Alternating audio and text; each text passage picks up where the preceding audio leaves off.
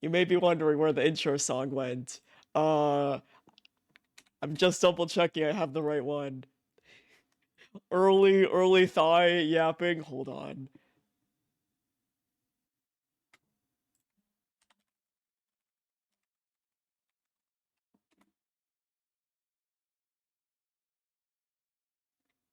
It was, yeah, I grabbed the wrong song. Hold.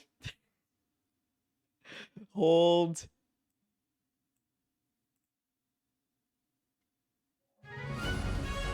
Is this? Hold. Let me just go on the YouTubes. Right. Here we go. There we go. There's the right intro, boy. Also, hell yeah, Nanu. Anyway, I'll be right back once the intro boy ends. The skies ahead are vast and clear. I hold my breath, step up a gear, feel the wind, smell the air. Chances are everywhere. Our sights are set beyond the moon.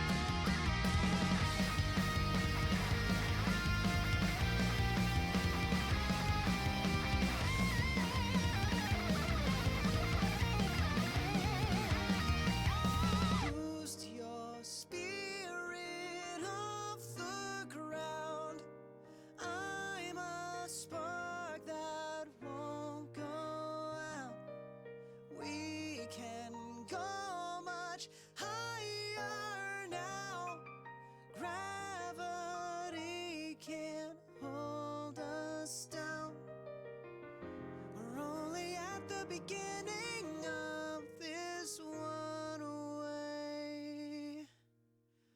dream.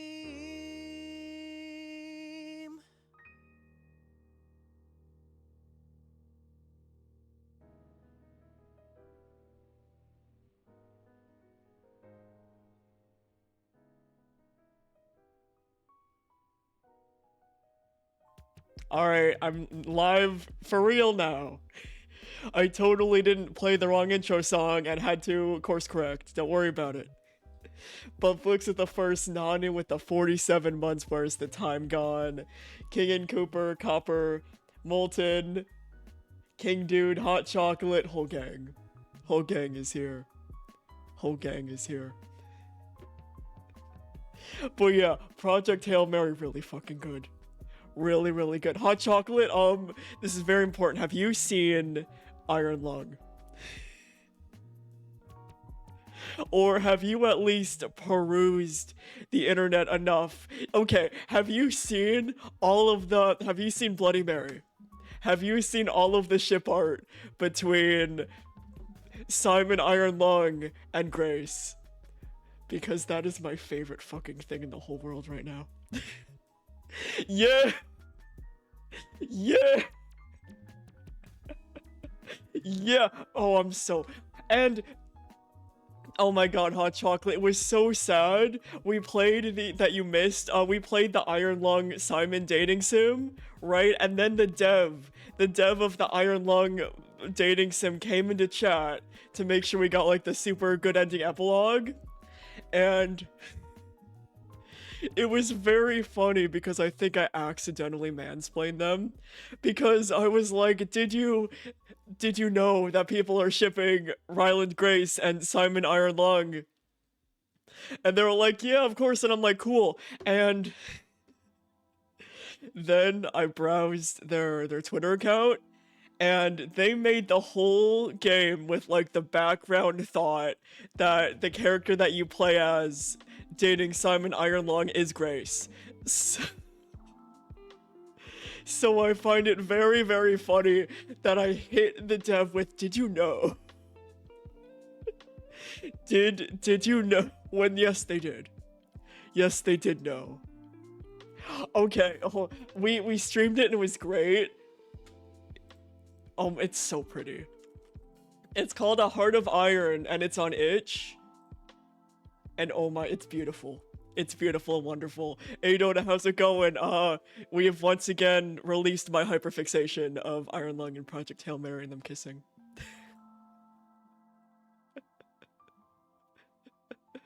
Yeah, they were there when the sacred texts were written. It's called A Heart of Iron, right? It's very good. It's very, very good. The art's really nice. Remember, if you get the good ending, relaunch it, because there's an epilogue. And I didn't know there was an epilogue, so shout out the dev coming in here and being like, did you launch the game after getting the good ending again? I was like, no. I almost missed Titties Out. I almost missed Titties Out and making the... I think he's straight. The straight man in chat questioned himself. It was great. Oh, I love Grace making out with The Rock. Grace Rocky, just toss Grace around, honestly.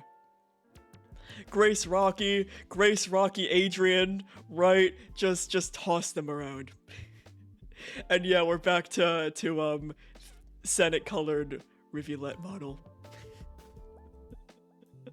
How was looking after the fur babies? Oh my, exhausting. I thought I could handle streaming and also running back and forth between two apartments and taking care of a dog and taking care of Sunny, but they're both extremely clingy. Tater, super nice dog. Super, super sweet. But I very quickly realized that I am a dog uncle, not a dog owner. Right, I am the cool uncle who says hi to the dogs and gives them pets and love and attention. I am not the person who could actually own a dog. It's so much work. It's so much work. I mean, The I have credit for who the model is made by. I found it on Steam. Hold on. Let me go on my channel page. Put me at the tab. So that way I don't hear myself. Because that is the streamer's worst nightmare. Because I have, and it's been so long, I've forgotten who has made it. But I have them credited in my about page.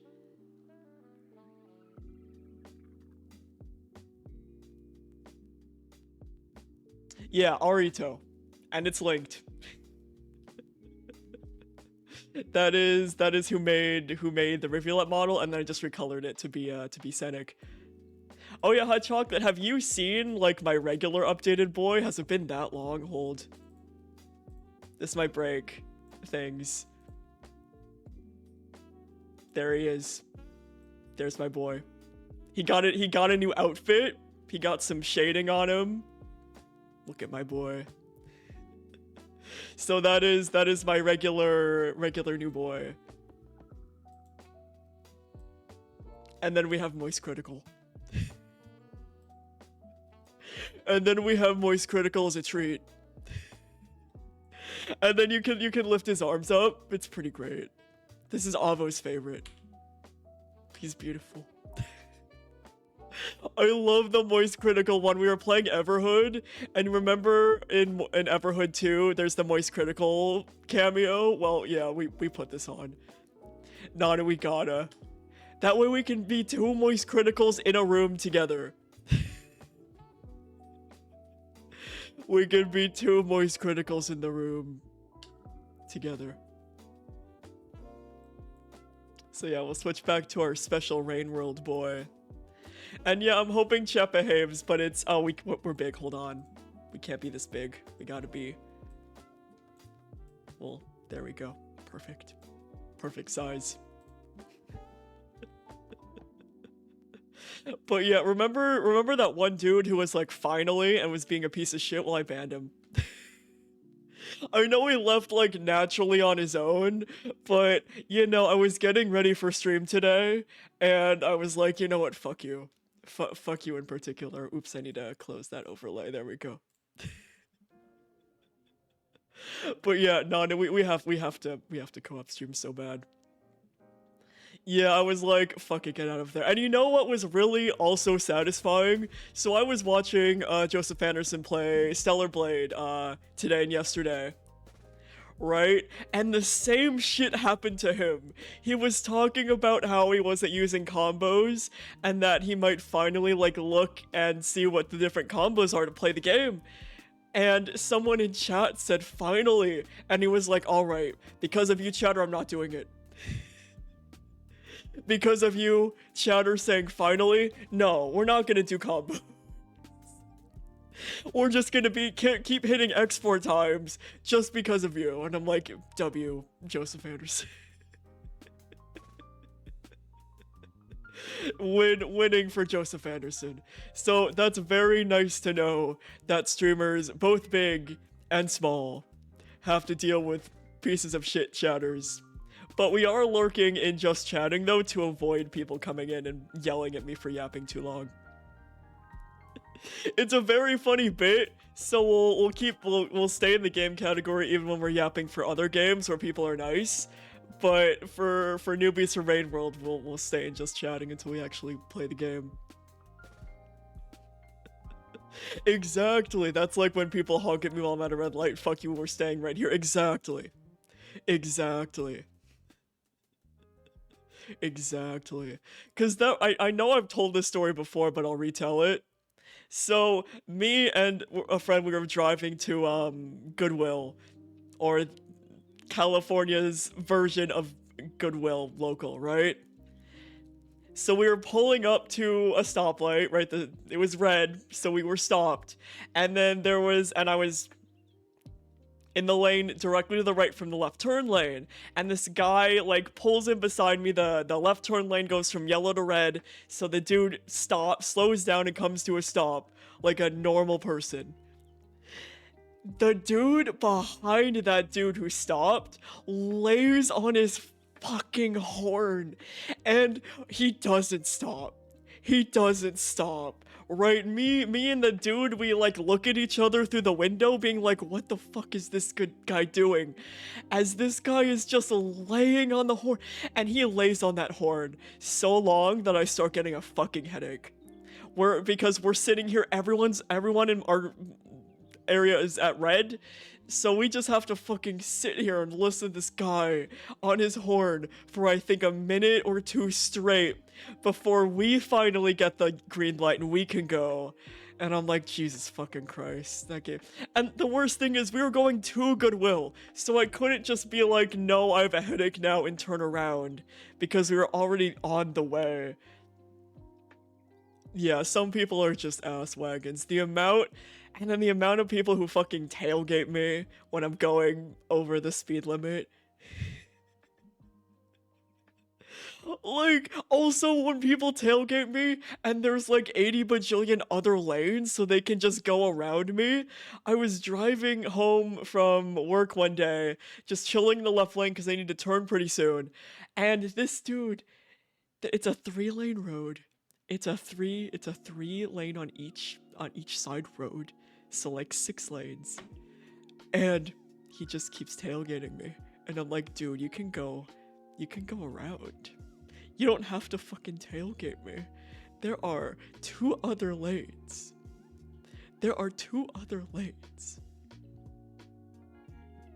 Yeah, every stream is everyone sucks at driving rant. Yeah, exactly. People who road rage, they don't deserve to have their licenses. Right? It bugs the ever-living shit out of me. I mean, it makes me feel a little bit better that everyone sucks at driving now. It's not just a California thing. No, I remember when I visited, people didn't know how to fucking drive either, right? It's in everyone. Exactly. Just let go of the gas, gradually slow down, and say fuck you in particular. Yeah, it's like the speed limit is a goddamn suggestion. Like, and you know what really pisses me off? Fellas, don't go into the r/drivers or driving or whatever that subreddit is called, because oh my god, those people piss me off. I don't know why it gets recommended to me when I'm scrolling on Reddit. Maybe because I did get rage baited one time, and now Reddit's like, do you want more of this? And no, I don't. I don't want more of this. Because the amount of fucking entitlement. The amount of people getting mad that people are going the speed limit. Someone will make like a post being like, I was going the speed limit and this guy was tailgating me. Was that rude? And like half of the people will be normal and be like, yes, that was rude. The other half will be like, no, you need to keep up with the flow of traffic. You should have been going like 5, 10, 15 over, right? Or you in the left lane even though you had to turn soon. What the fuck were you doing? Pull over to the side of the road and let them pass, you inconsiderate shithead.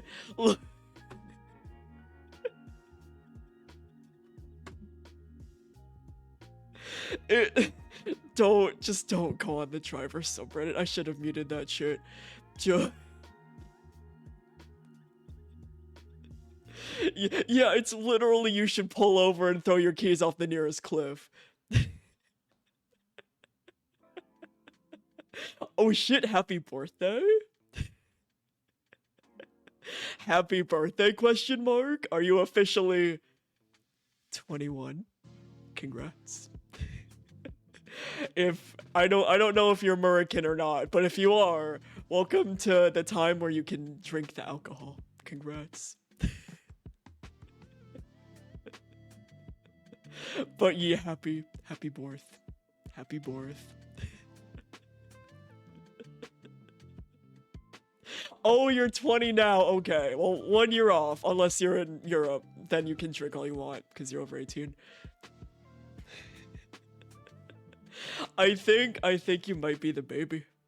I think you might be the baby. I mean, alcohol isn't really all that's cracked up to be. But 1 more year. One more year. But yeah, can we all just, all of us Americans, can we all just move to Europe, please? I'd like to move. I'd like to move away. But I am, unfortunately, not one of those, like, you know what really also makes me upset? This is just Thai talking about things that makes him upset today. The fact that people are like, just move. And it's like, I'm sorry, that's not how it works, alright? I can't, that's not, just, I'm not rich. I don't have dual citizenship. I can't just up and move. That's not physically possible for me. Don't tell me to up and move. I can't do it. No one will accept me. If I had the money, I'd move, but unfortunately, I'm not rich. I wish I was. That'd be pretty cool. And I would try to be one of those, you know, good rich people who aren't pieces of shit. Right? Donate all my money to charity and just, like, live in a tiny one-bedroom house. Wait, I guess I'm too fucking normal. Right? I don't get rich people. I don't get how they can just own like 80 bajillion jets and yachts and a McMansion or whatever the fuck. That's too much.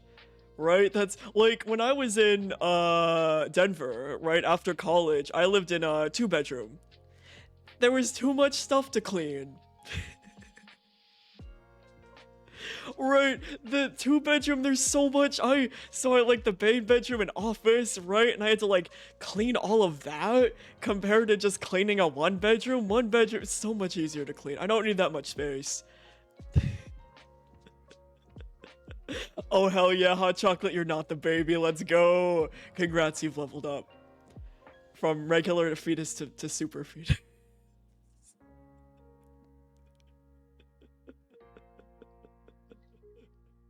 Yeah, too bad there's so much more to clean.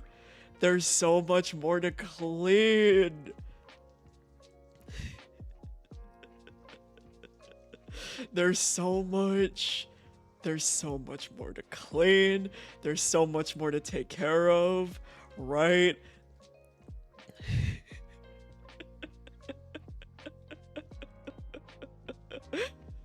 Fun fact, I've watched people play Binding of Isaac. I've never played Binding of Isaac. I know, how dare I?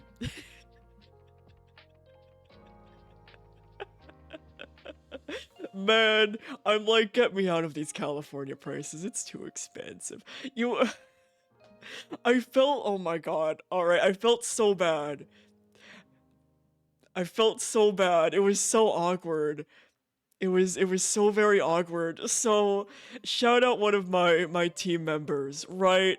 I'm not gonna name him because I don't want to name and shame. But one day, Nana knows the story because I told you. Right, I told you about this earlier. But I got into work one morning and I checked Teams and this dude. I think he has a problem with oversharing. Bless his heart. But I think he has a problem with he shares too much. Because he hits us in the chat being like, does anyone know where to rent like a garage? Asking for a friend. Smile. And I'm like, oh no. I get that, you know, I'm Discord homies with, well, I have everyone on Discord at work except him, right? But even so, dude, you can't send that. You can't send that in the work chat. Dude, you can't. Let me see if I can find like exactly what he said. But I'm like, dude, you can't. Yeah, Copper gets it. Also, a fellow Miata fan. You and Nana would get along great. I don't know shit about cars except that they look cool, right? But Nana, you know your love of Miatas.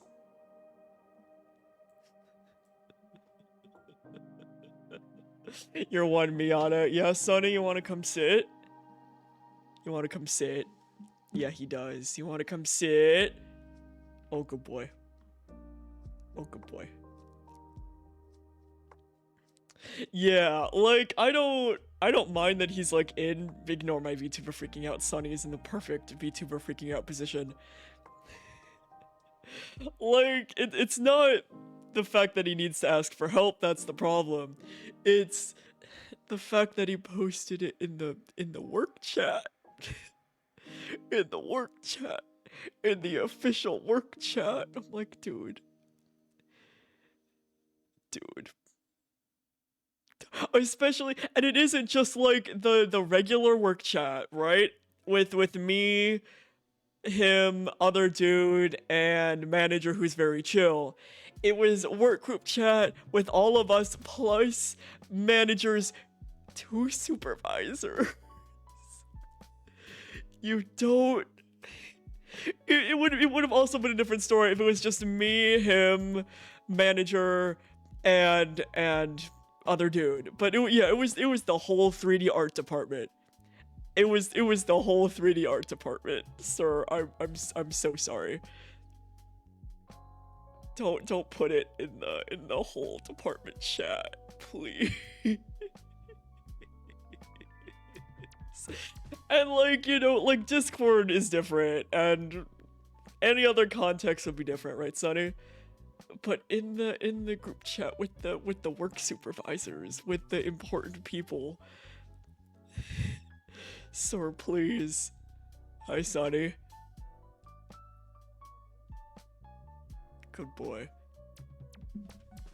Also, everyone congratulate Sonny. He is down a bit over half a pound. I'm so proud of him. He is down 10 whole ounces. Right? I need to do kitty cam. I need to. He's a good boy. He is on his de-chonking mission. I got him a baby scale and everything. So he is down almost 10 ounces in 2 months. I'm very proud of him. Right, buddy? As I give you pets. Yeah. Yeah, I honestly just need a cam point of the keyboard because he loves to lay on my keyboard and take screenshots and break my hotkeys. Right, buddy? Right, buddy.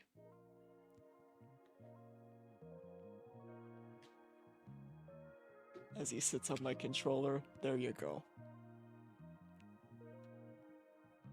Also, earlier today, I made the horrible mistake, right? The horrible, awful mistake of leaning my forehead towards Sunny, and he took that as an opportunity to groom my forehead with his sandpaper tongue. And I just had to sit there and I took it because it was cute, but man, that hurt like a motherfucker.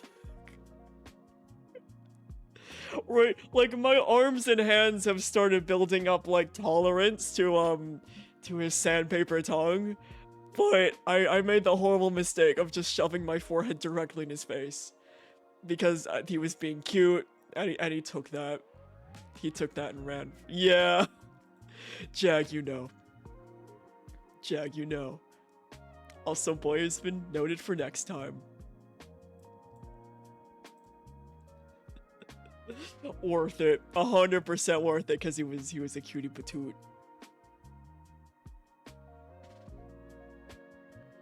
Yeah, he is.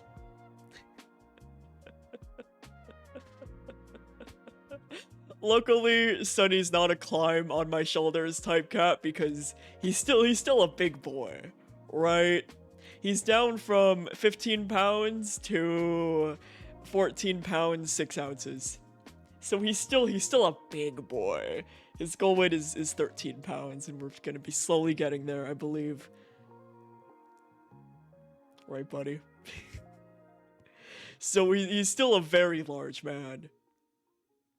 Oh yeah, so I watched the Game Over Verse pilot, and I know the whole situation about the leaks.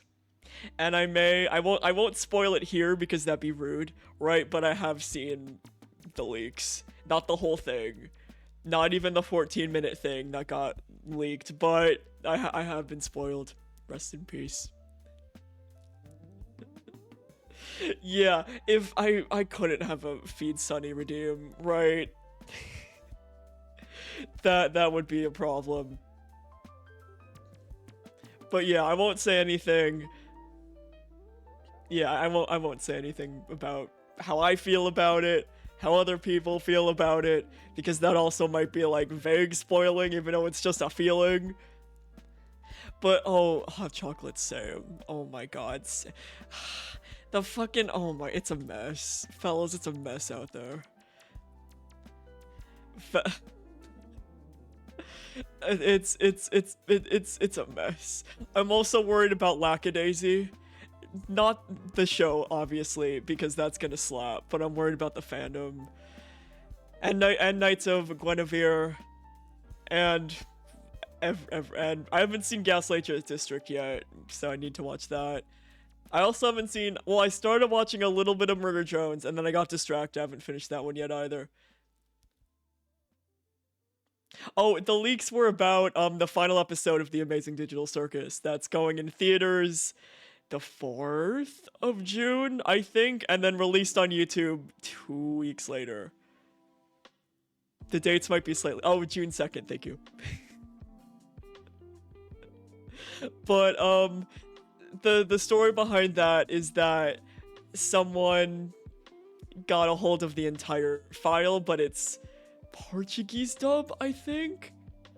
I think it was Portuguese, right? And they leaked...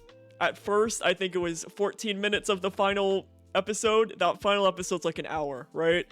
First, they leaked the 14 minutes of it, and I believe it was the last 14 minutes. And then, not too long later, they leaked the full hour.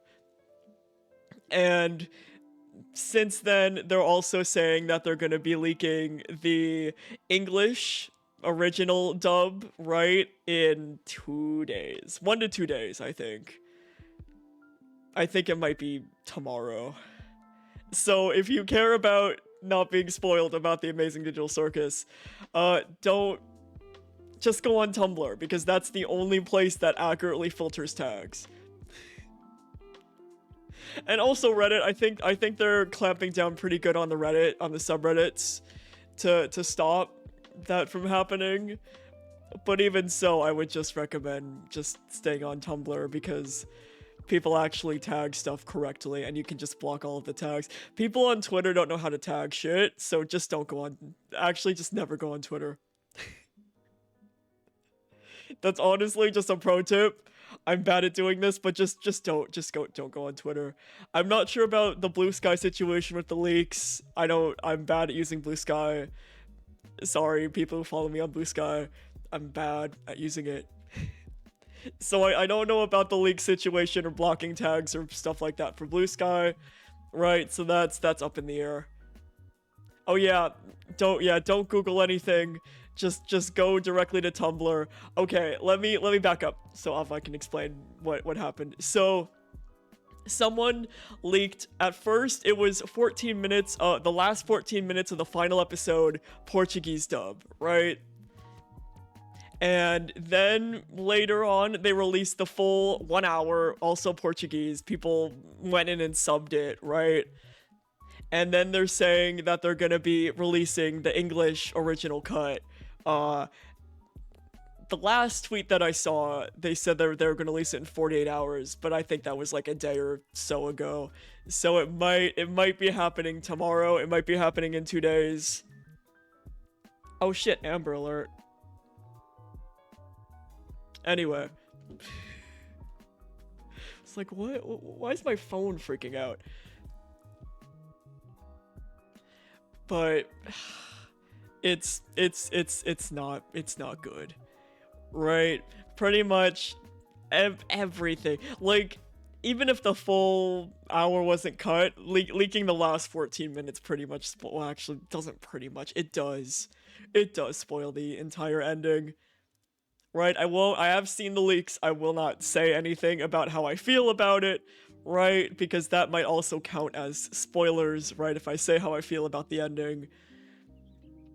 Because that could easily, like, count if you guys think about it. But once it releases though on YouTube, I won't even say anything when it gets theater release because I'm scared to be in a theater full of Amazing Digital Circus fans. I'm scared. All right.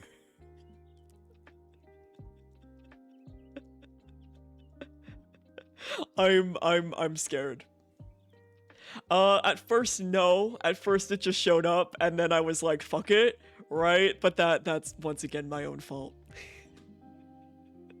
That is once again my own fault. I did this to myself. I blame no one but myself because I was curious. But I will not like accidentally say anything that'll spoil you guys about it. So yeah, the fans scare me. So yeah, once it releases on, well, help me out. When does it release on YouTube? Once that date hits and everyone's seen it, then we can talk about the ending and how we feel about it. Thank you, Multi. I was like, I know you got me covered. But yeah, I'm scared. I'm too scared. That's too much of like a the thing is Iron Lung everything indie, right? Iron Lung was different because, you know, Markiplier fans, we've kind of grown up, I guess. Markiplier's been a lot around the internet for so long, right? I think I started watching him when I was like 13, 14, right? And now I'm a grown-ass man, almost fucking 30, right? So a lot of like Markiplier fans and shit, we've paid our dues, right? We paid our dues. We're old. We're old now. We're as the youths say, we're Ungstad. Yeah, we lived through the 2015 fandom. We lived through fucking Septiplier and all of that, and PewDiePie, Mark, Jack, shipping. Like we paid our dues. All right, we. Yeah, we paid our dues. Cry of Fear. We paid. I remember Cry of Fear. I remember.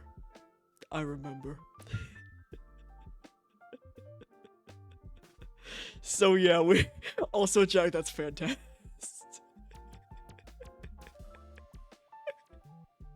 Jack, that's great.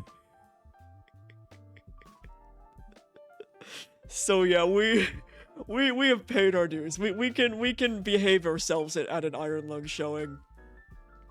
And honestly, the Iron Lung showings that I went to were the most well-behaved theaters I've ever seen. Right? Everyone was so well-behaved. Cry of Fear is also just a really hard game, right? Cry of Fear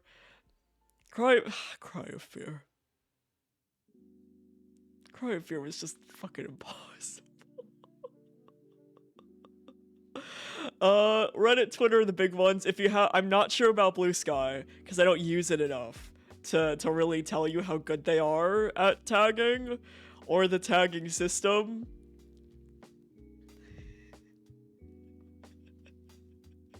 Luckily, no one in bed chairs, or else Simon's titties would have been too strong.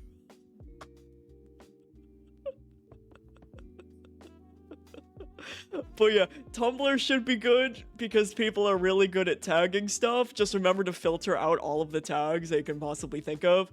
Like the acronyms, right? All the character names, spoilers, right? Just go down your list of any possible way you can spell the Amazing Digital Circus and just filter all those tags. Right? Because people are very good on Tumblr. Shout out Tumblr. The only good social media website.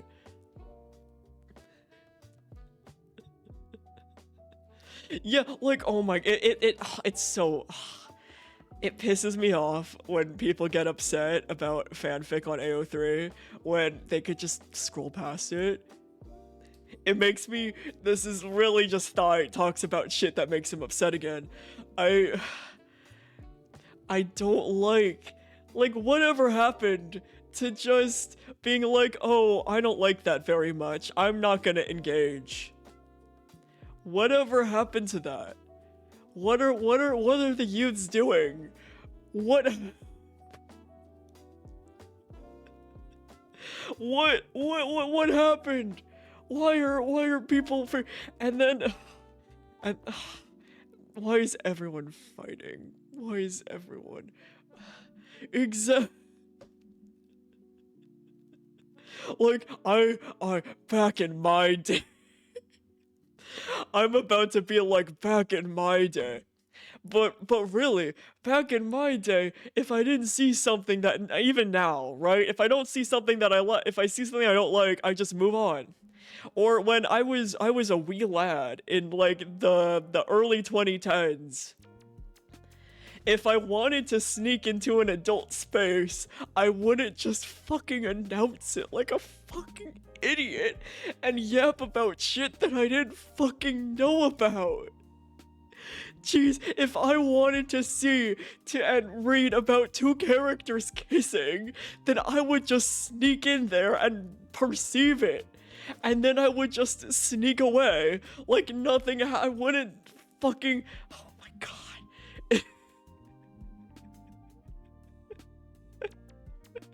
Back in my day. Back in my day, in order to watch age-restricted YouTube videos, I would change my date of birth from 97 to 90 so I could see all of the cool age-restricted videos, and then I would watch it, and I would shut my fucking ass up so that way I wouldn't get caught. And then I would just slink away into the ether. Like, why can't people do that?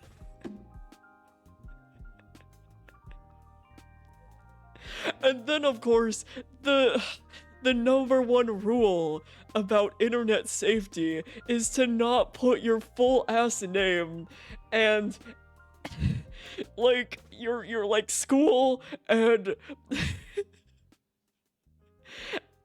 everything that gives you anxiety.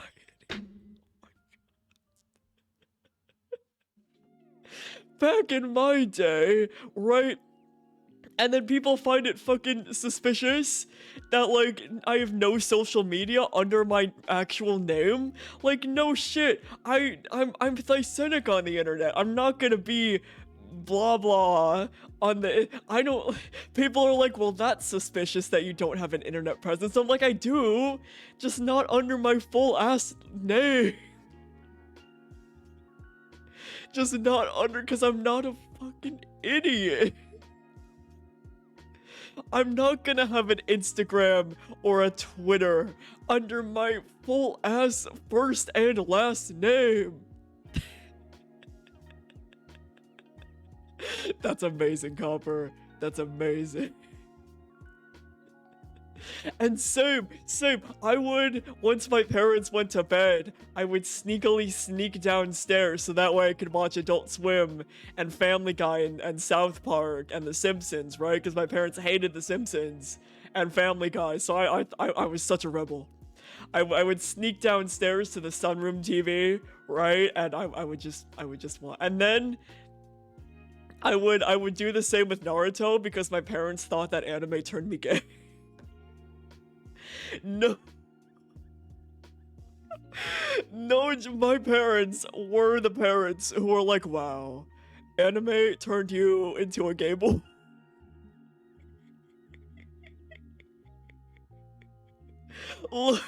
So, true.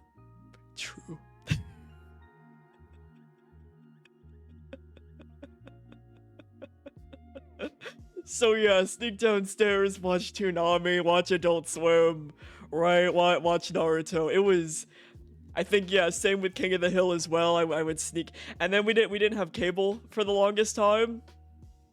So every day before school, I would go over to my friend's house who did have cable and the fancy shit, and we would just watch like morning Nickelodeon. It was great. My whole middle school life was just getting up early or staying up late to watch shit that my parents A didn't have if it was cable, or B didn't want me watch, like Family Guy.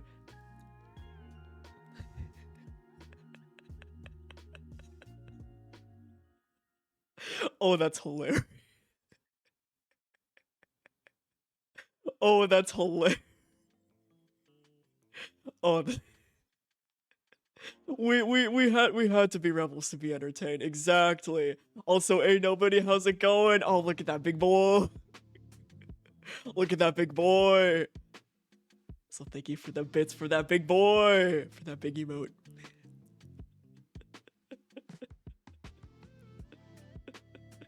But yeah, another thing about today's youths is they don't know how to be sneaky anymore. Like, guys, you don't have to announce your presence everywhere. Just we all did it, right? All of us lied about our age on the internet when we were younger, right? It's not a new fucking thing. Just don't be stupid. Oh, Molten, that's so fucking true. My parents, I've said this already, but I'll repeat it.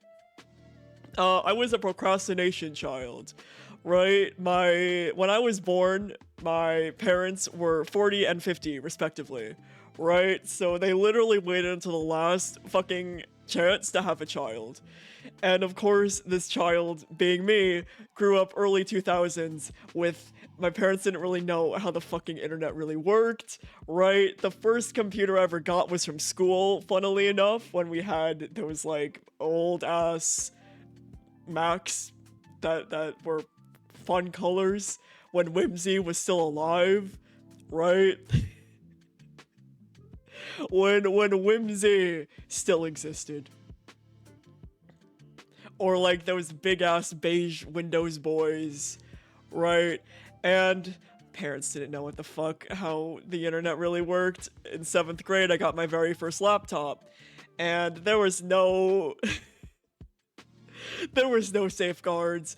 There was nothing, right? It was pretty much like, here you go, 7th grade, Thigh, have fun. And I'm like, yes, finally, I can watch Markiplier and Jacksepticeye and Jesse Cox and PewDiePie, and no one will know and no one will ever know.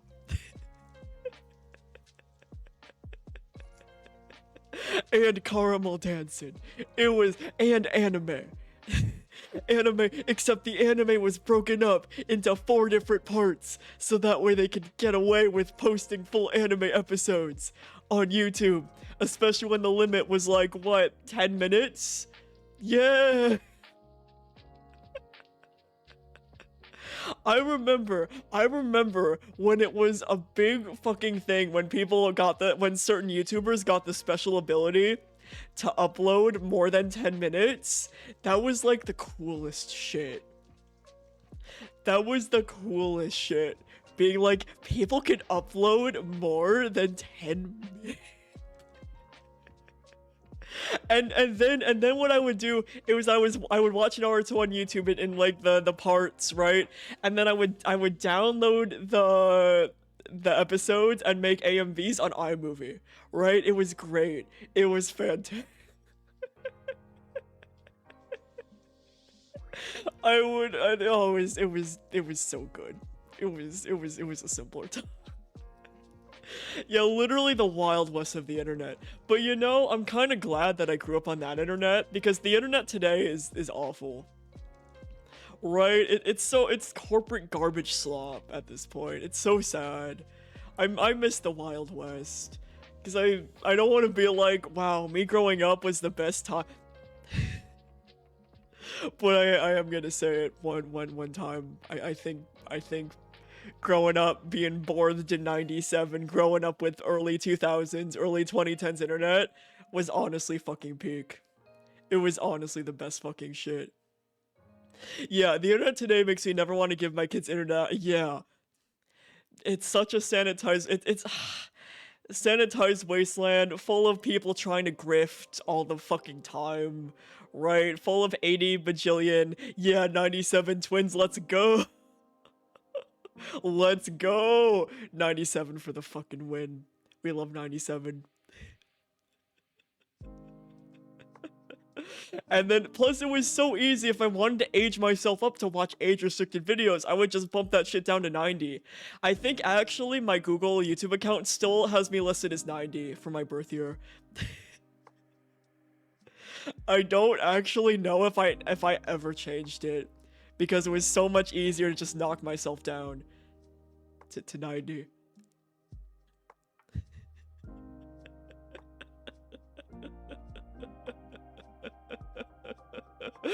I am old. I am almost 30. Next year. Next year I'm gonna have to figure out what I want to do for my 30th birthday, the big 3-0. Exactly, we age like fine wine.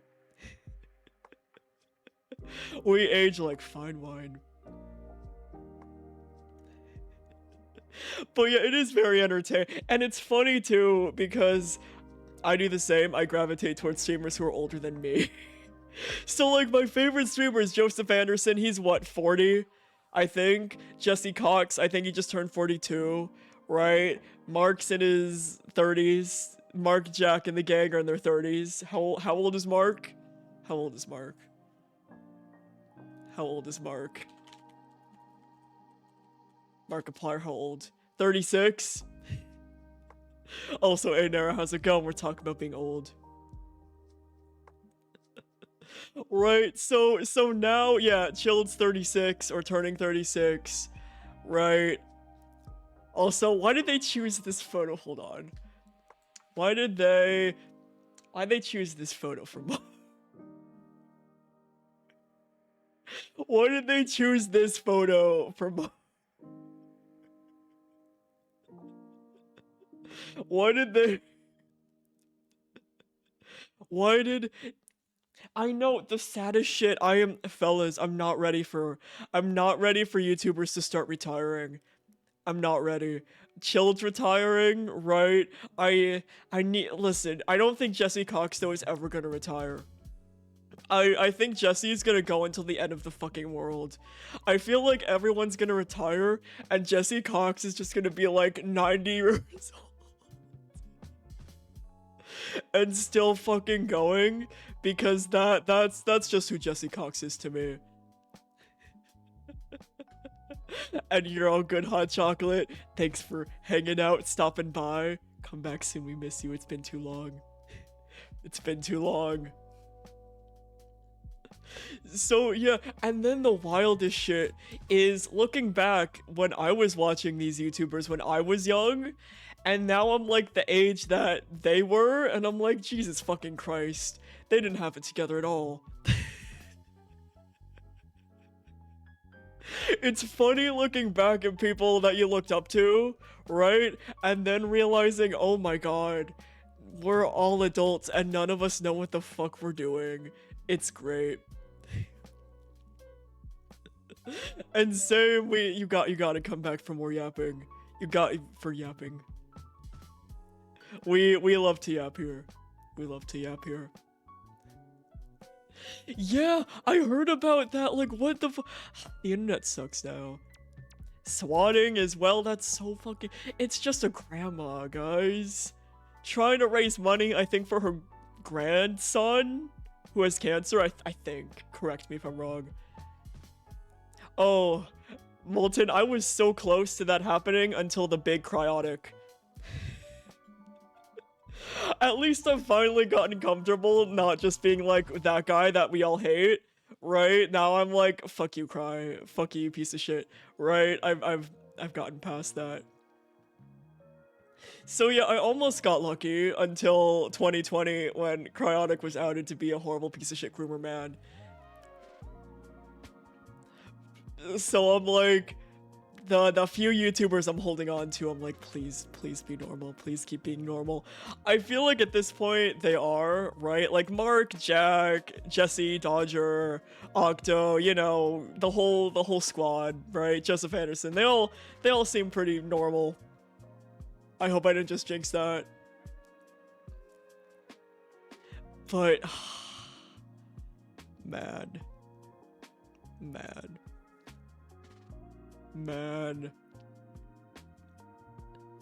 But it was, the whole Cry situation was fucking insane. If you guys, so you guys know the game about like the dinosaurs in high school with the volcano, right? Goodbye Volcano High, that everyone says is, well, I don't know if everyone says it, but people, I think even Nana, you talked about it a little bit, about how it's a good game. Well, I can It's called Goodbye Volcano High. It's about dinosaurs in high school. It's the last year. I haven't played it, but from what I got from the trailer way back when, right? And then it's their senior year, but the meteor's coming to extinct them all, right? Man, they might have. I wouldn't be surprised, but they might have. But no matter what, I cannot play the game. It's never gonna be streamed, it's never gonna be played. If you had your hopes up for some weird reason, it's not happening.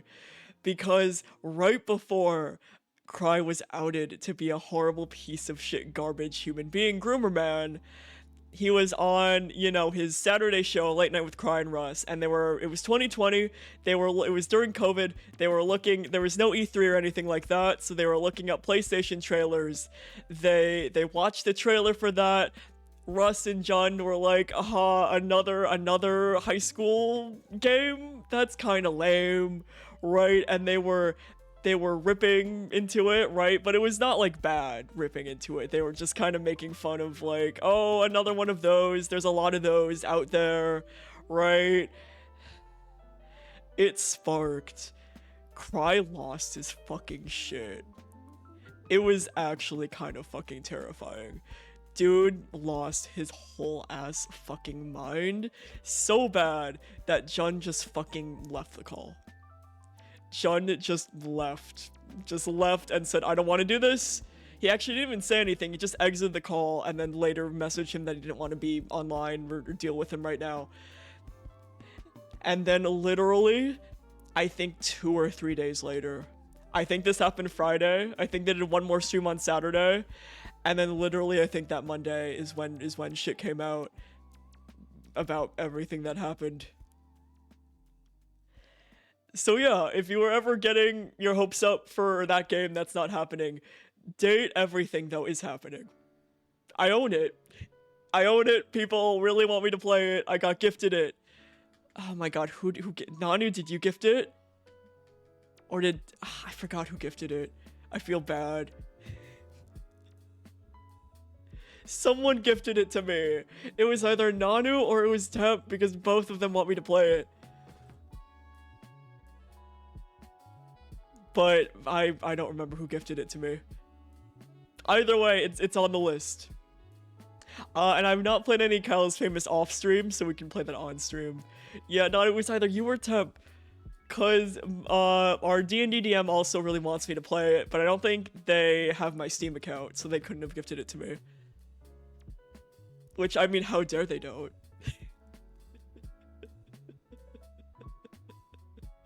How dare? But yeah, at least the one good thing, actually, it's not a really good thing that came out of it, but a few years later, I think in 2023, I think it was, they did do Late Night with Russ, Jund, Snake, Tolo as like a whole reunion stream, and that was really nice. It provided so much closure, right? Because the LNC was such a huge part of my life, huge part of my college, right? I would fucking run home from college, get on Twitch, talk with Avo as we enjoyed the experience together was great. So the fact that they at least did like a closure thing was really nice. So now I feel like I moved on. Oh, that's big Fair Copper. No worries. No worries. Luckily to everything will be like, I announce what games that I'm playing like pretty early, right? So you'll know when I stream certain games. But yeah, man. The internet. Oh yeah, he did. I forgot about that. Oh, okay. So, Jesus fucking Christ. I forgot about that. So, after the whole LNC situation, right? But he knew he was gonna be getting outed, right? He knew that Google Doc, Twitlonger, when Twitter was still Twitter, would be coming out very, very soon, right? And what makes it even so, he had the stupidest fucking idea to post, what was it, a 10-minute video, pretty much just admitting to everything that he did, right? or at least grooming Cheyenne, right? Even though there are no perfect victims, right? Cheyenne was a piece of shit, but also a victim, right? I'm not gonna go into the whole lore about Cheyenne, but obviously there's no perfect victims. She was awful, but she was also very hurt, right? But yeah, pretty much admitted the whole thing, at least with what happened with Cheyenne and a few other things. And pretty much like, I fucked up, please forgive me. And then he had the fucking audacity to message Draxer, who was his editor, right, at the time, being like, yeah, Draxer, hi, I just need to post a video really quick, and then we'll hop directly into The Last of Us Part 2, right? Oh my fucking god, how fucking dumb could this man be? How fucking stupid. The fact that he was about to the fact that he launched a video about admitting to grooming and other heinous shit, and then messaging Draxer and being like, oh, just this cute little video explaining some shit, getting some stuff off my chest, and then we'll do Last of Us, yay!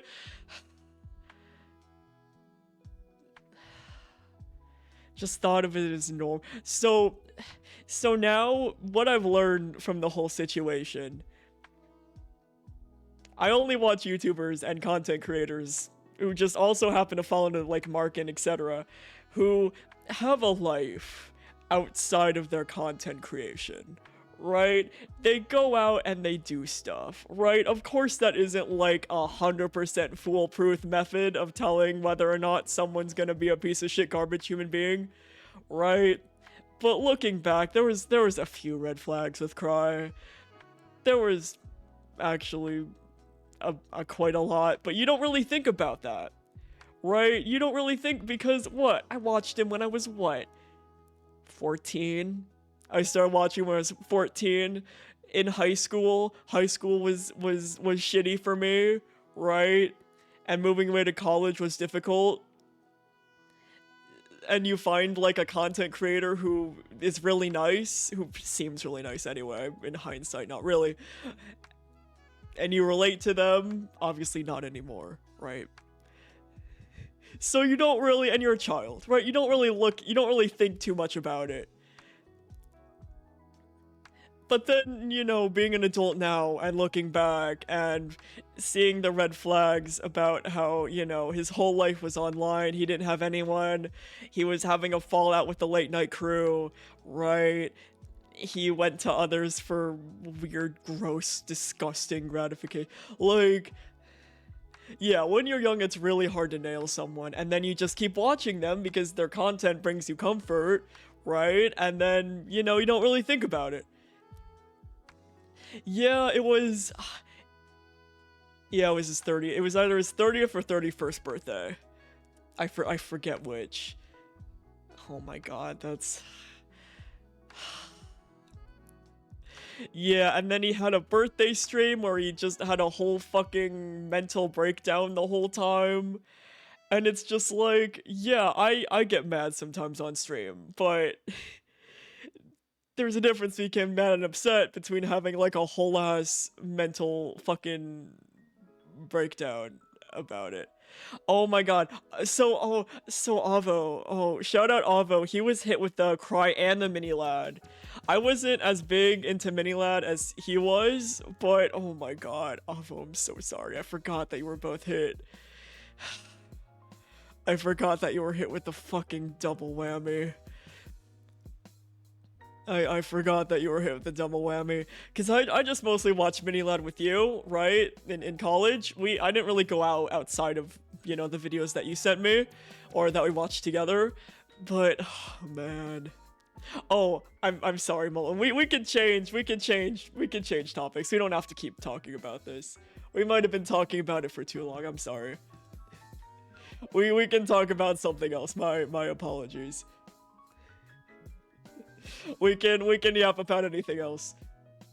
I'm sorry.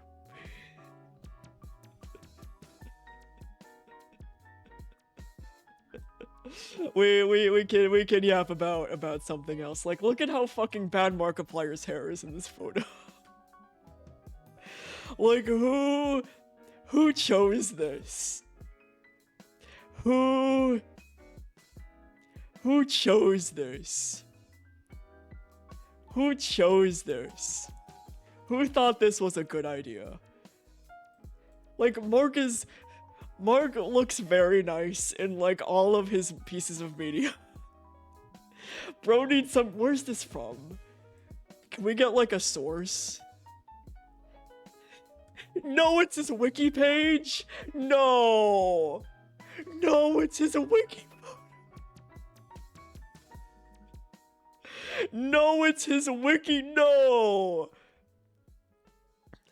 No, it's his wiki photo. No. Why would they do our boy so badly like this? What? What? Why? Why would they do our man so dirty? Why would they do our man so dirty like this? No, what have they done?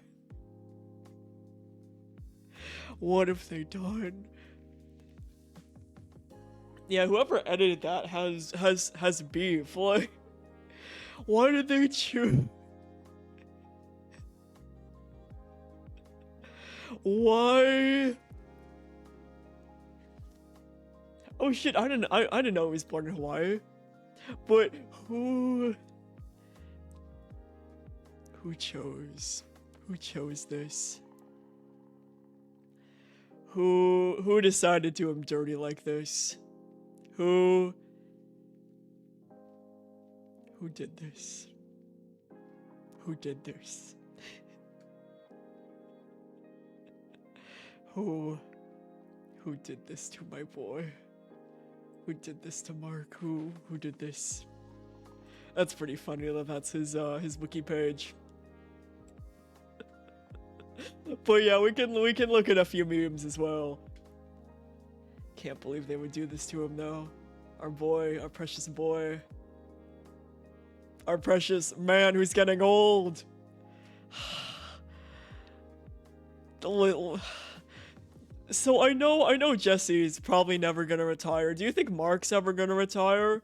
Or do you think he'll say that he's retiring, but because he has such an insatiable need to keep working on shit, even though his wife is like, please rest. Please rest. Please take a break. I'm begging. Please. Oh yeah, so people have been zooming in for some reason on Markiplier's facial hair, and he is going a little tiny bit gray. I like how I say people, as I've also, well, I haven't zoomed into it myself, but I've seen the pictures, right? So Mark is starting to go a little bit gray. Jacksepticeye's fully gray now, but that's, you know, genetics. I think it's a mix of genetics and a little bit of stress from being a YouTuber for that fucking long. Holy shit. I know, and then the fact that he promised Amy. Hell yeah, oh, Molten, do you want to see how they did Markiplier dirty on his wiki page? For this, they put this as Markiplier's official Wikipedia. They did him so dirty. They did him so, look at out of all the photos they could have chosen for Markiplier, they chose this one. They chose this one. They chose this one. They chose this one. This article has multiple issues. Yes, one of them is choosing this photo. I don't even know. I think I remember this. I think it's from one of the things where he was tired and talking about working on Iron Lung. Cause I remember this cardigan or this blanket, right, that he was wrapped up in when he was tired talking about Iron Lung. So it might have. It might have been during that. It was last year. But I don't know why they chose this one when there's 80 bajillion other ones where he looks bad. Also, one of my favorite recent Markiplier videos is when he starts off being like, "Oh my god, the distributors for Digital Iron Lung are driving me insane. I'm gonna rant about that." And then you cut to him in the hotel, and he's just like, "Guys, thank you guys so much. Iron Lung's so fun, cool. You guys are so nice, and you guys are. Thank you guys for your support." Yeah. Yeah. It goes from, "Oh my god, this getting it to YouTube and being a distributor and aggregator and whatever. This is so mad, I'm gonna rant about," and then it cuts to being like, "Guys, I've only gotten like 2 hours of sleep in the last 48 hours. I'm here at this one place in France, this one film that I can't pronounce. Is it Cannes? Is it Canis? I don't know. But guys, I just wanted to thank you so much for all of your love and support." And helping make Iron Lung a reality. Hold on, let me pull it up. New Lego Batman? Oh, one of my friends who really loves Lego and Batman is gonna be having the day. There's so many games. Like, did you guys know that the new Disco Elysium game is releasing tomorrow, but it's not really a Disco Elysium game because the original creators of Disco Elysium aren't there anymore. So I didn't wishlist the game, so I didn't even know it was coming out tomorrow, but it is. Yeah. Yeah.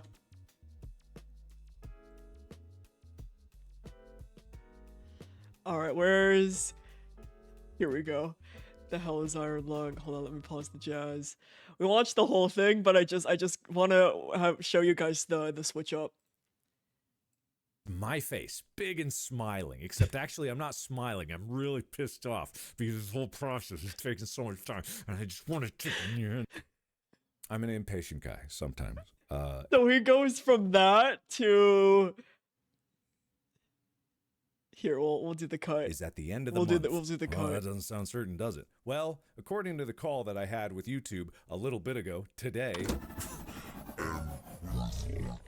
I had to put a pause to that video because I recorded that before I left for where I am right now, which is at the Cannes Film Festival. The Cannes Film... the Cannes. It's the Blue Lagoon situation all over again. I don't know how to pronounce it, and I am too embarrassed to ask anyone how it is pronounced. Me too, bud. And then I looked up on YouTube, and the YouTube pronunciation videos are completely unhelpful because it's like getting recipes. You know, you need a 5-minute life story before they tell you how to pronounce Cannes. Yeah. Who's got a leaf blower at Cannes? I had to stop that video because it was a lot of me being frustrated at the process, me trying to explain what an aggregator even was, which you don't care about, and which I probably already talked about, and justifying why it's taken so long when I don't feel like any of that matters right now. And that maybe is a sleep deprivation because I've only gotten 2 hours in about the last 48. But I'm here and people are asking me questions. So many people have been very congratulatory about it releasing and it going out there and so on. So I know, right? His hair is just... Why don't they use this? Even his, oh my god, 2 hours in the last 2 days of sleep looks better than whatever the fuck they choose.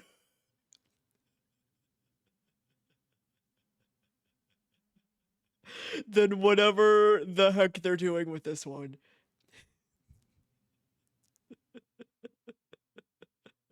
Oh no, I'm a React channel now. Uh-oh. Uh-oh. Jack's Films is gonna come after me soon. But yeah, also another classic YouTuber. Man, Jack's Films is great.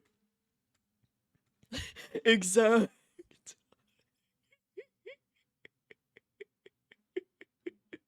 But yeah, I love the duality. Like at the start, he's like, "Oh, I'm so mad.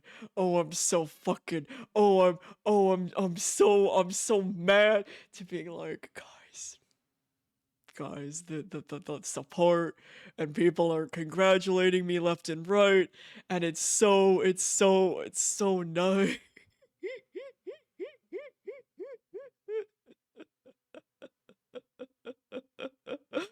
Uh-oh. Sorry, Google Talk coming to hopefully never near you. But oh my god, can you imagine? Another great thing about, joining, like, being a sleuth on the internet is I was an asshole in middle school, right? If social media was as popular when I was in middle school as it is today, I would have been like probably 80 million call out talks for being like a piece of shit. Right? These 14-year-olds making call out documents about people being mean. I would have been in that. I would have been in that Google Doc.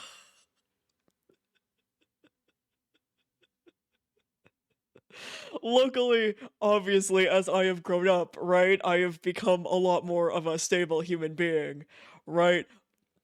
Obviously, being closeted gay and trans guy did not help with being a miserable, horrible middle schooler, right? But man, I was a piece of fucking shit.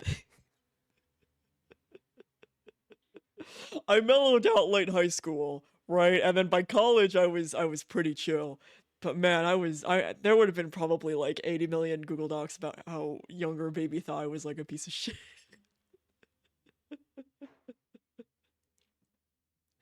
And that's big fair, King Dude. The only reason why I have a Switch 2 now is because I got nice bonus money from work. Shout out work and giving me money.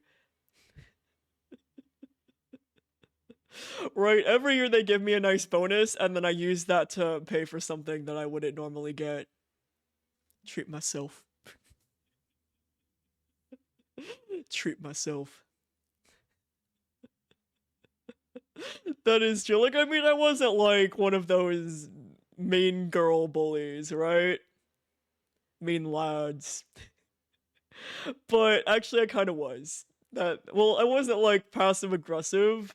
I, when you're a teenager and life is shit, but then you also realize that you're not cis, and then you're like, uh-oh. But you don't know what being not cis is, you just know that you're upset about puberty because it's not correct, right? And then you take it out on people that you really shouldn't be because they can't do anything about it, especially when you don't even have the fucking words to even know what that is. Yeah.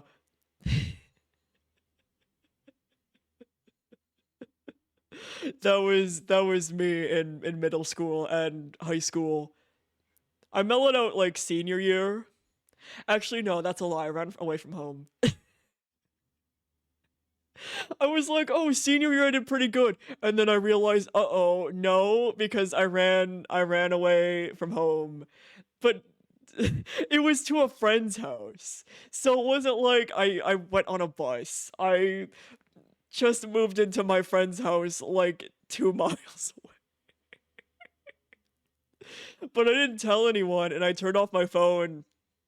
So then my parents called the cops on me just to make sure, I was alive, I guess. Right? And obviously I was. I was at my fucking friend's house. And then I came home eventually.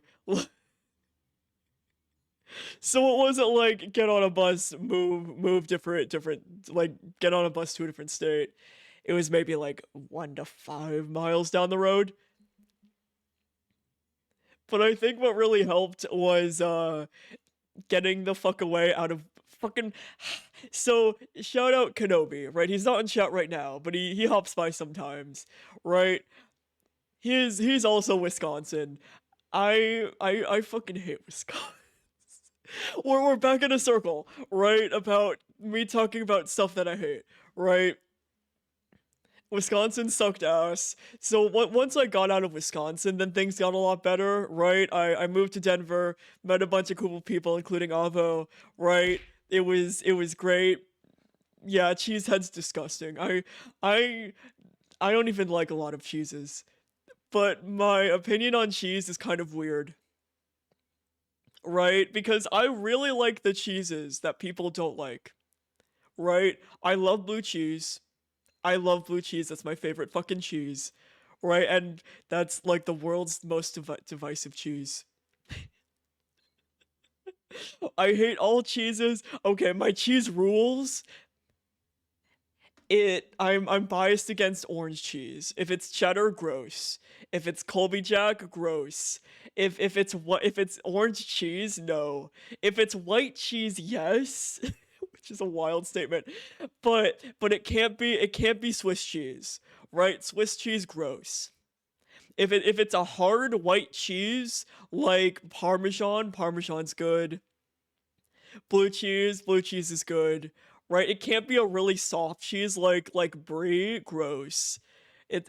Cheese that like melts in your mouth, disgusting. If you throw a Kraft single on me, I will like disappear. There will be no more thought.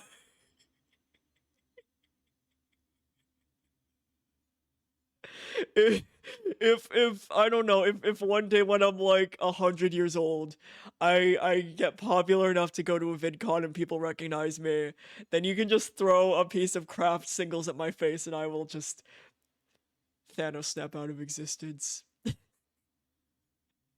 Why are bananas on the stove? Why 3 bags? And why on the stove?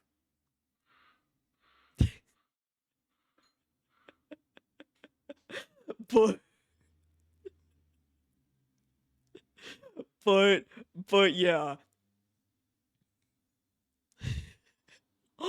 That would be very funny. If I could figure out how to get that to work, that would be very funny. That would be very, very, very funny. How do you even make banana? I've had banana pudding. I don't remember if I liked it or not, though. How do you make it? Do I like it? I don't know.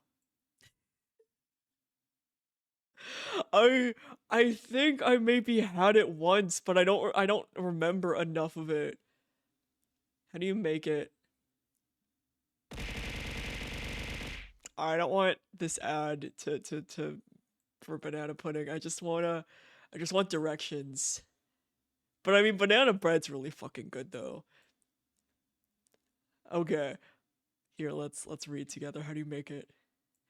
All right, milk and pudding. Hold on. Gather all ingredients. Oh, mix. Well, I guess you can use mix. And then you stir in the vanilla. You put in the wafers. Hi, Sonny. You want to come sit?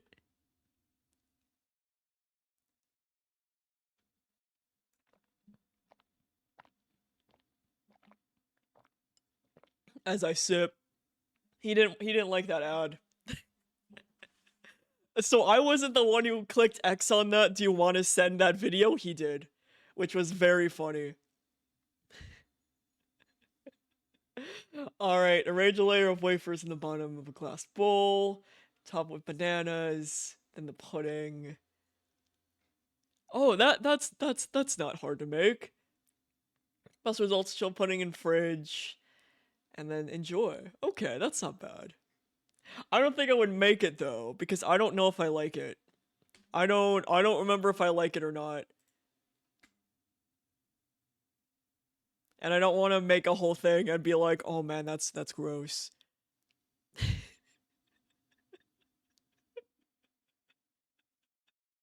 I think too, I'm so used to having to keep everything off the stove that seeing something that on the stove that's not supposed to be there, I'm like, I think it doesn't help too that I have a gas stove, right? So it's not electric. So I don't want like someone to accidentally light the stove and then set something on fire. But I mean, if the stove gets lit anyway with bananas on it, it would probably set that on fire too.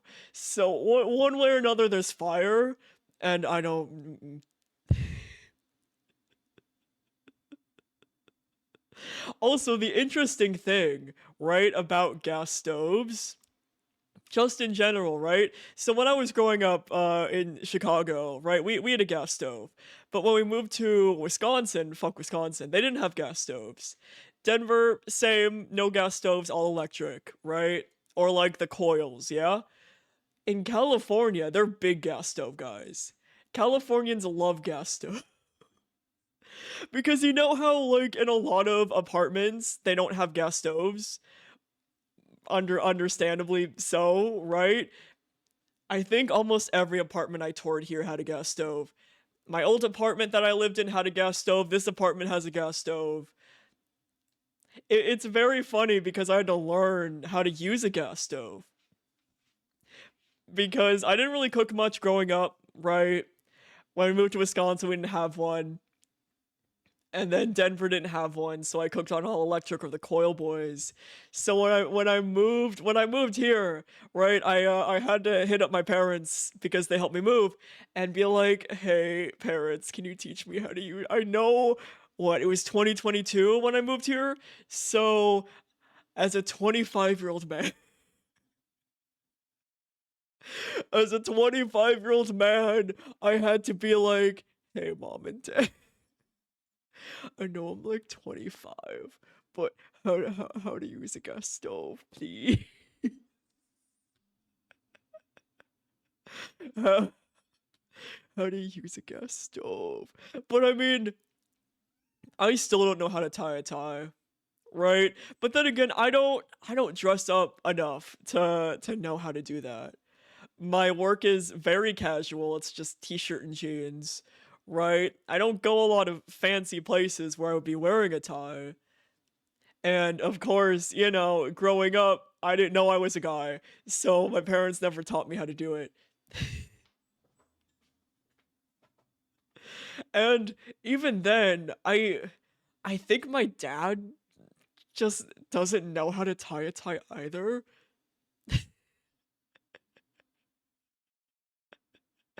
I think my dad, because whenever we would go out to fancy places, my mom would be like, "Hey, why don't you wear a tie?" And my dad's like, "No, no, I don't wanna." Yeah, this is just a normal stream. Sometimes we only play the game for like an hour, and we yap for the other 3. You're lucky we're in just chatting category. Usually it's not even that. Usually just yapping in the wrong category.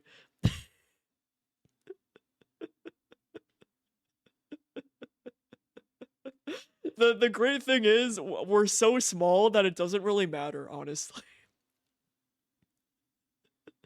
Like the one thing I never do is playing a different game with the wrong Steam category, right? Because that's like a big no-no. But if you're just yapping while not even playing the game, I'm so small I can just don't report me to Twitch cops though. Don't don't report me to Twitch cops, okay? I'll bring you guys down with me, all right? If you report me to the Twitch cops, I will bring you guys down with me, all right? I will go through all of the chat history because I can do that as the ultimate streamer man, and and bring you guys down with me.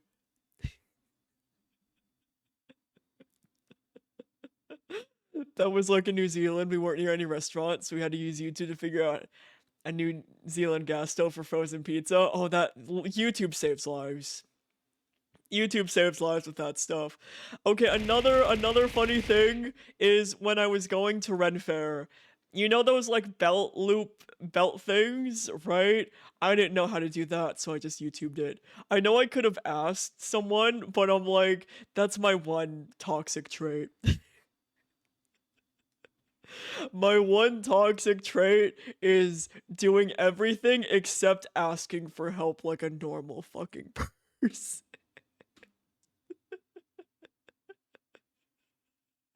Right? That is my toxic trait. Like even to compare, right? When my tire got a nail in it, instead of asking for someone to pretty please drive me to the dealership and back, I hoofed it. I walked. It was only a mile, right? It was only a mile. It wasn't bad, but I walked it because I didn't want to bother anyone. And then when the coworker I told you about needed to do his oil change and messaged me in the Del Taco story, right? He messaged me no problem, and I was like, yeah, of course I'll drive you to the dealership and I'll pick you up and I'll drive you back when your car's ready. No issue, right? But my toxic trait is I couldn't do that. I couldn't ask the same of him. And it didn't matter like who it would have been. I couldn't. But yeah, electric stoves are more common. Gas stoves was more the rarity. Right? Like I had a gas stove with my family when I was in Illinois from birth from birth to 14 to high school, right? Fourth to 14, and then Wisconsin all the way to Denver, and then yeah, I was born in Illinois, Chicago, and I lived in a suburb about 20 minutes outside of Chicago. And it was great because when we were going to anime meetups, we would just go downtown and we would go to the Bean. I love the Bean. Right. ASEN is the convention that I went to many years. Right. I want to go back to Chicago to go back to ASEN. ASEN was great. One of my favorite conventions.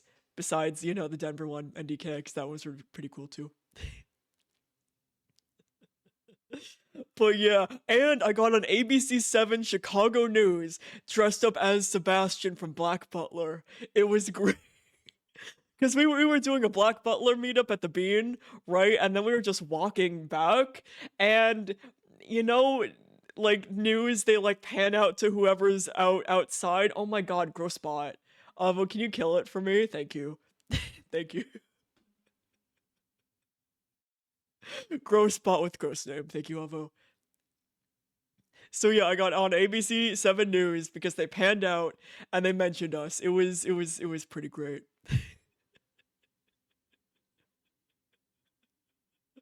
Yeah, mod, send him to unfortunate development.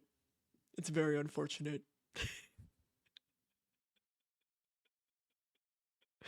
But yeah, born and raised in Chicago, right? It's very funny though, speaking to people who have lived in one place for most or if all of their lives, aka a lot of the homies, because sometimes they forget where I'm from, right? Because I'll be like, oh yeah, Chicago technically, but then Wisconsin, but then Denver, and now California. I was so when I went to see Nanu, right? We were talking about the vacation that I went on with my manager during our monthly meetups, and she was like, Thai, remind me, where did you go again? Was it Chicago? Was it Wisconsin? Was it South Dakota? Because my friend Sam, we went to school in Denver together. Now she's in South Dakota. Was it was it Denver? Where you go? And then I think I've also confused my coworkers because I think my coworkers don't know where I'm from. Because I mentioned Denver a lot because that was my favorite place to live besides Chicago, right? I loved it. It was fantastic, right? So they're like, "You're from Denver, right?" I'm like, "No, because I'm from Chicago." But then I went to it. It's a whole thing. It's pretty funny.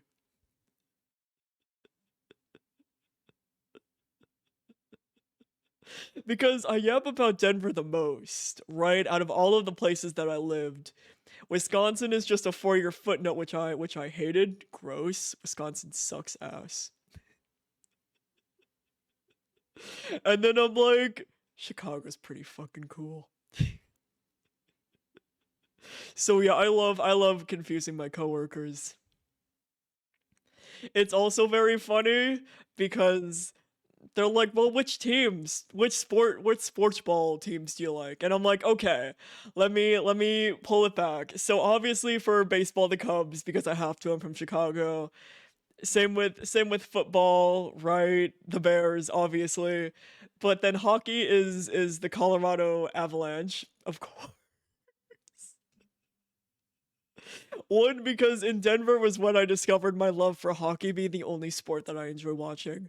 Because one, well, I still need to watch Heated Rivalry, but one, they made a gay show about it. But way before that, right? It's the only good sport because you get to watch people beat each other up on ice.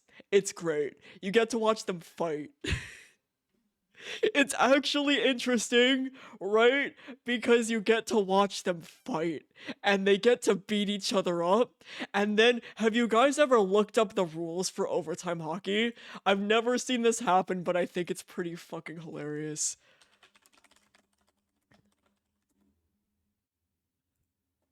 Right? Hold on. Because they start bringing in new fucking pucks, right? They bring in new pucks. So there's multiple pucks on the ice.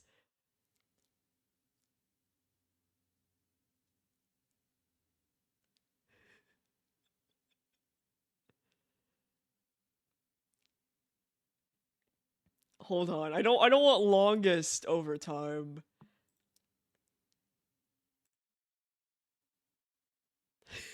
Yeah, it hasn't happened since 1936. But a reminder that if an NHL game goes into a 6 overtime, they drop the second puck.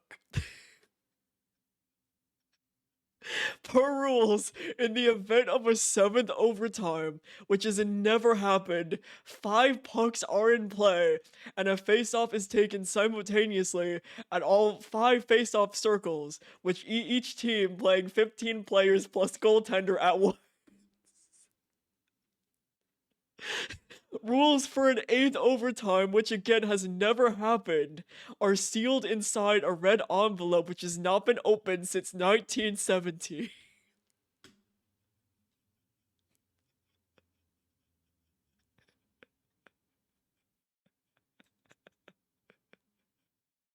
Look, look, that's fucking cool.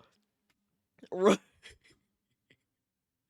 Before long, it's like, the fucking Hunger Games, right?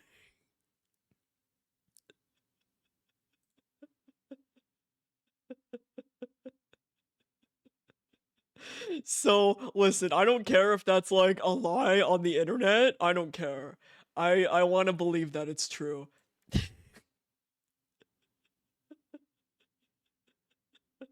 I don't care if someone just lied to me on the internet when I remember hearing that for the first time. I don't care. I like to believe. Anyway, it's a fun sport because it's engaging. There's stuff happening all the time. They fight. And then maybe they kiss.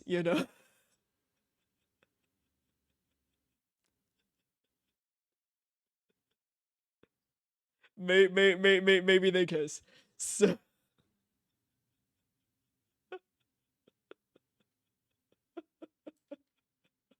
right. Because a lot of sports games are made more for television, right? So when you watch it live, so back when I was in, fuck, it was either high school or college. But hi Sonny, you want to sit? You want to sit? Good boy. So it was either high school and college, I forget which one. But we went to Bears, I think it was Bears versus Packers football game. And oh my god, I don't know if I was also just upset because it was December in Chicago and I was fucking cold and miserable, but oh my god, they barely did anything. They would throw their little football around and then the ref would be like, "Whoa, stop right there." And then they would spend a 10 fucking minutes just yapping. but it wasn't good yapping. It wasn't fun yapping like this yapping. It was boring yapping.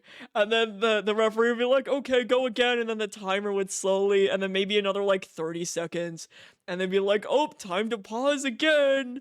Hold it right there. And then they would fucking pause it for a long fucking time. And I was so cold. And the timer kept stopping because and they kept stopping. They wouldn't stop yapping. They wouldn't stop yapping. They wouldn't stop, and I was so cold, and I was just counting down the timer, but it wouldn't stop, it wouldn't go down because they kept pausing every 10 seconds. I remember the last 30 seconds of the game took like 20 minutes. No joke. That last 30 seconds fucking took 20 to 30 minutes to finish. And I just wanted to go home. I just wanted to sit back in the car. I was so cold. I may be a Midwestern boy, but that doesn't mean I don't get cold easily from sitting in cold weather, being cold, right? So, but meanwhile, hockey, 1, you're indoors. 2, it's action all the time. 3, it's not as fucking cold. Right, like it's still chilly because it's it's an ice arena, right? It's not gonna be like summer weather in there, but you're comfy in like a mid jacket, mid to light jacket, and you get to see people beat each other up and slam each other against the glass. I do love violence in my sports. I do love some good violence in my sports. Right, baseball. Baseball was only fun, Avo, because we just talked the whole time, right? Because I remember I got free or very discounted baseball tickets, right? And then Avo and I went to go see a game together, but we didn't really pay attention. We just yapped the whole time. It was more just like we got to sit and hang out with each other for fun, right? It was great. So yeah, and then I went to a baseball game, not with Avo, but with my family, and that was really boring. Right, Sonny? Right, buddy? Yeah. Yeah. Yeah. Yeah. So baseball's good if you bring a friend and don't actually give a shit about baseball. Basketball, as I pet Sonny, as he gets lots of pets. Basketball, I've only been to I think 1 or 2 basketball games. I don't know enough about it. It wasn't such a negative experience like the one as I fixed my back and I'll throw in a free stretch as the one football game that I went to because I wasn't cold, right? I wasn't cold. I think it moved slightly faster than football as I sip.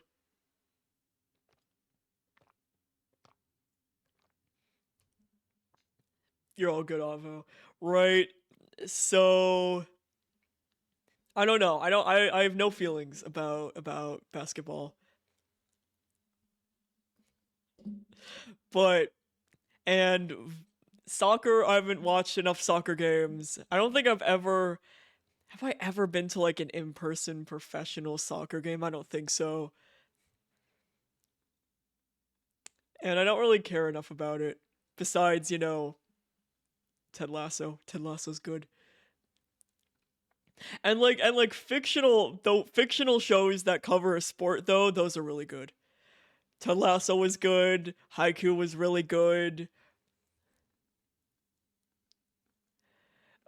This one K drama about a baseball team that was really good, mainly because they barely played baseball. Right, so like fictional sports shows where there's like a plot are really good. Yeah, Sony. Yeah, buddy. Oh, fellas, he's so comfy. Yeah, buddy.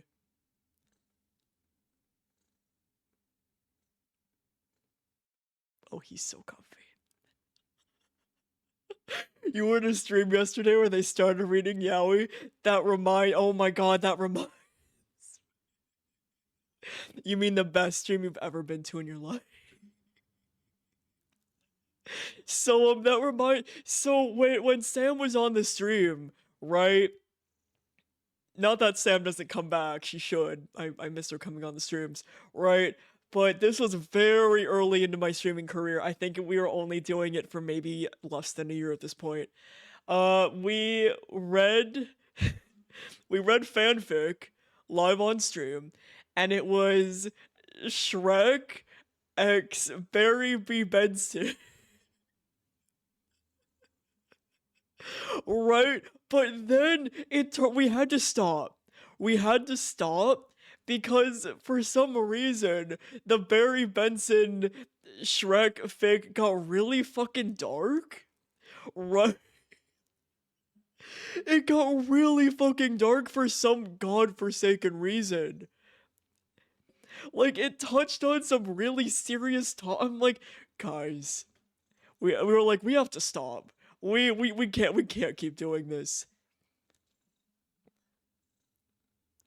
So maybe one day we'll make it up and read some actual good yaoi.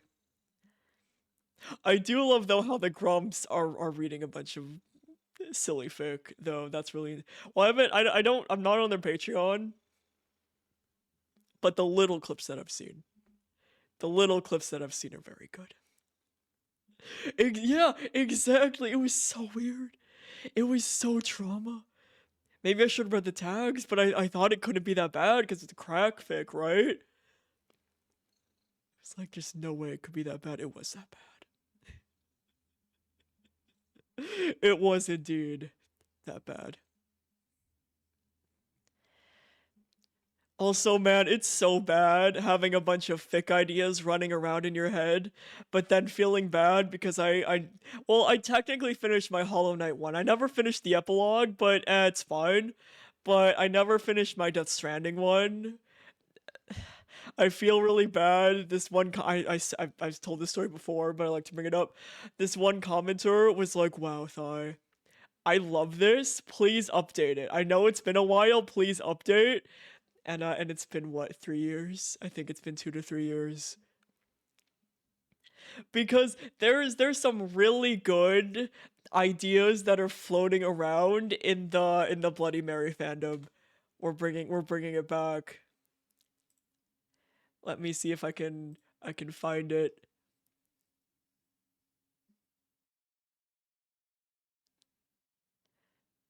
Let me see if same. It's been so long. It's been so long. Like this one, just on my Tumblr page. This one's a really good idea. Or Adrian Fine. Project Hail Mary. Spoilers, by the way. Be warned if you haven't seen the movie. The very minor spoilers. Alright, here we go. Or Adrian finds Simon before Grace and Rocky return, and frankly, I need to take a crack at writing it, because Simon being the one who needs to translate to talk to them, and ends up learning Iridian super fast. He's a civil engineer, and Adrian thinks about their mate every time they look at him. This all only prayer for a physically stable and healthy Simon, and Grace on the edge of death from malnutrition. Rocky panicking as soon as he's in radio distance, like, "Hey guys, I picked up a random alien human, and he needs food and he needs to synthesize." "Yeah, we have it already." "What, Adrian found a human 2 years ago? We have everything." Right? Like, I love the idea of Simon being adopted first, right? Right, I think that's a fun idea. There was another, oh shit, Bloody Mary's trending again. Hell yeah. I think another really fun idea that I saw posted, that I'll have to find the post again, but it was pretty much like Simon gets transported to Hail Mary, but before Grace and Rocky save the universe, right? So and of course Grace wakes up having amnesia, right? So he just has to, fucking pretend that, he was meant to be on the ship the whole time, right? And that, yeah, totally, my name is Simon, I'm totally a part of the original crew, guys, promise. But also the fact that, being born on Eden with the quiet rapture, there's that huge cultural difference. So Simon will just say something fucking off the cuff that makes no logical sense, right? It's that one looks really fun. Right, there's a lot of good fic ideas running around. I started reading a fic where they yeeted Grace into the Iron Lung universe, which is scary for Grace because he's so soft and so gentle. Right, but that's a really good fic so far. Right? Oh man. Yeah, I love all of the fics where Simon loses his whole ass mind when the stars exist. Right? Yeah, straight into like a blood. Hold on, let me find this fic's really good. This fic's really good. I want to share it with you guys. I won't read it because that'll take time. But it's really good. It only has 3 chapters out right now. I'm also reading one where it's an AU where Grace, well, not sort of, where Grace is a science teacher still, and Simon's the garbage man. And oh, I still need to read that one. It's on the list though. There's so many. There's so many. I love. You know that just makes it even better, Copper, because I love being like talking about random bullshit, and this is your only context for it.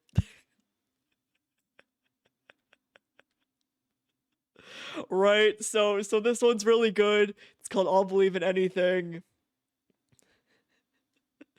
Summary is Simon is captured by the COI for his crimes on Filament Station. He's about to be sent down to 85 when he meets another prisoner. I wonder who that could be. Promising safety in paradise, the two bond for a while until a prison riot breaks out and the two make an attempt to escape. I love everyone having Simon think Grace is an angel. I think that's really nice to touch on his religious trauma a little bit. The thing is too clean for prison. He definitely came from the heavens. This one's really good. I'm enjoying it. There's a lot of good fics. I guess I'll kind of spoil it, right? But this last bit during the prison riot where Simon just straight up, I guess, kind of gore warning, just straight up sinks his teeth into the attacker's neck and just rips it. Right? I think this paragraph is really well written. I think it fucking slaps. Right? So of course gore warning for this fic, but it is very good. Bro goes fucking bro goes fucking feral.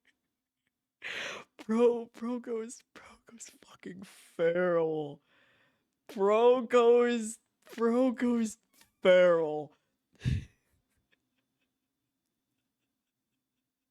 Right. So this one's really good. I enjoyed. I really like feral Simon. Right. I love soft Simon. I love feral Simon. I love Simon. Guys, I can't wait until Iron Lung comes out on digital.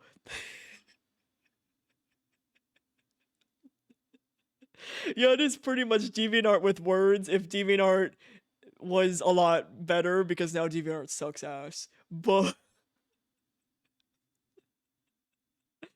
yeah, this is because I feel like other characters like Ava are missing in a lot of Bloody Mary fics, so I'm glad that they dragged Grace here so that way we can get some Ava content. Ava Iron Lung, my beloved. Yeah, Sonny. And we got what, 10 more days until Iron Lung on digital. I'm so excited. It's good. It's gonna be a good time. Yeah, he's out here filling the oceans of blood. So yeah, this one's really good. Let's some more good. Let's some more good ones. I have them saved on my phone as well. Oh, what's the one where he's the garbage man? That one's really good. Sometimes you just need like a comfy fic, right? Here we go.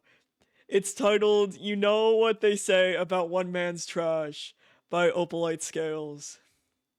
It's literally just Simon, not Simon. Grace is still middle school science teacher. Simon is a garbage man, right? And then they do a meet cute. It's yeah, I like it. That one's really good. What was this one?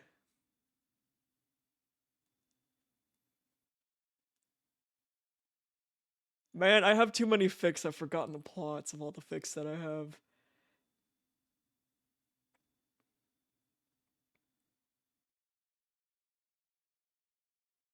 So I'm scrolling through this one fic that I think I really liked, but I read so much fic that I forgot the plot.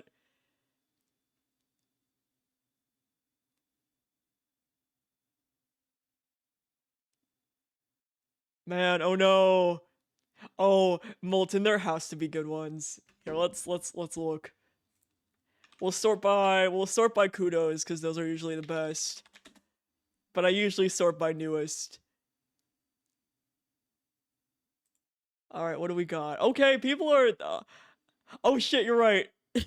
Oh shit, thank you. Well, luckily I didn't read any of them. But it's a pretty active fandom. The newest fic was made today.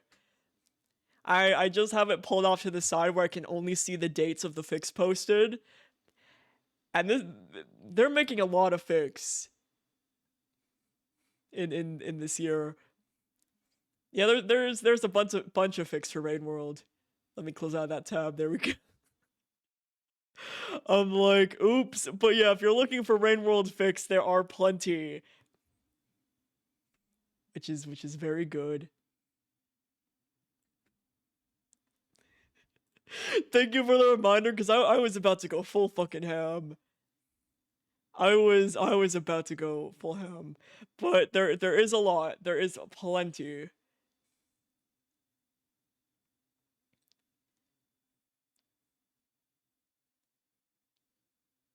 It's funny too, because I also have some saved on my work computer. Actually, no, I can hold on. I can probably check the ones that were saved on my work computer. History.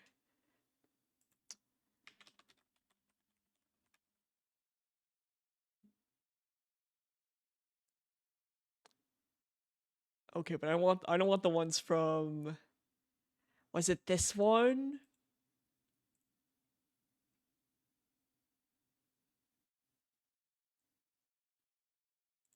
There's so many there's so that one was all right? But I want to keep reading it. That one was alright. What was this one?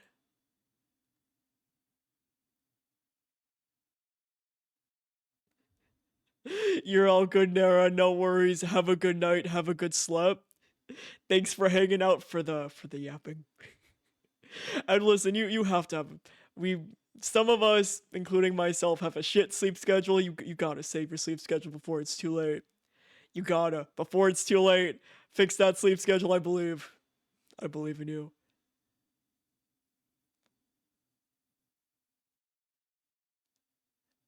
I believe in you. Yeah, when I eventually get to it. Or maybe we will just yap. Because I do have work tomorrow. Oh, what was this one?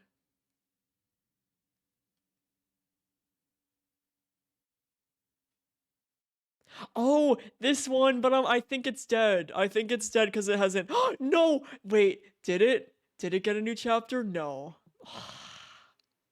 Oh man, okay, this fics really good, but I don't think it's been a month. I'm worried. It's been this one's really good, but last updated in April 2023.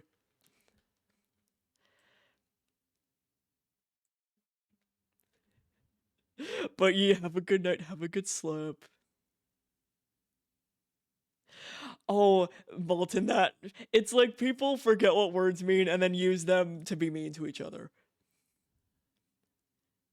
Like, I honestly, I bet people would call me a LARPer for Rain World because I use mods. I mean, they're built into the game, right? But even so, I bet some people would call me a LARPer. True, it has only been a month. That is very true. It has only been a month, so I have to believe. You're right. You're right. I have to believe. I have to believe. But this one's really good because it's what I was talking about earlier, right? Simon wakes up with Grace from the comas, right? And they're both like, "What the fuck?" It's so that this one's good. Oh no. This one isn't that. This one is Simon isn't from the Blood Ocean universe. Isn't from Iron Lung. Right? This one is that he's not from Iron Lung universe, but he volunteered to be one of the roles on the Hail Mary, right? But it's still Simon, right? So this one's really good. I enjoy this one. That's big fair.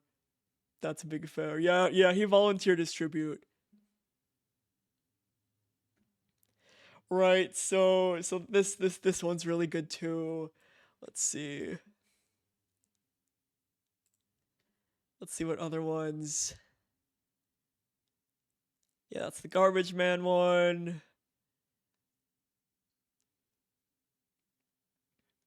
Yeah, what's this one?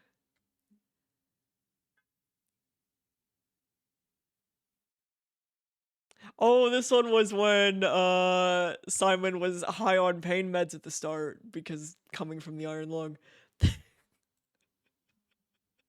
But you good night, save your sleep schedule before it's too late. Before it's too late. Yeah, so this one was where Simon was high off his ass. Like that one meme Blix that you sent me in the Discord. But it looks like they did a new chapter, so I'll have to read that one.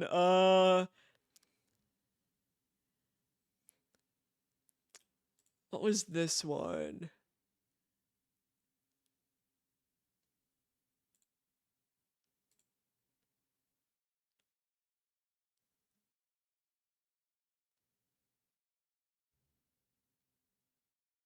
Oh yeah, and then alright, I didn't read this one fic yet, but it was wild. So this one person, they wrote, Bloody Mary fic. They finished it. And then hold on, I wonder if I can find the revelation. That way I can show it to you instead of explaining it.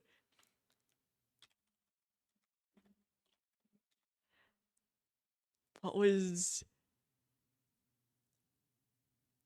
what was Alright, I'm gonna go on the Hell site because that's where I found it.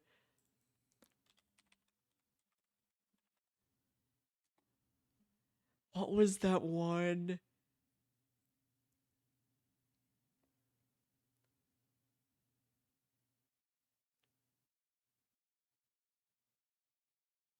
What was that one fic? What was that one fic that got like a bunch of people's attention?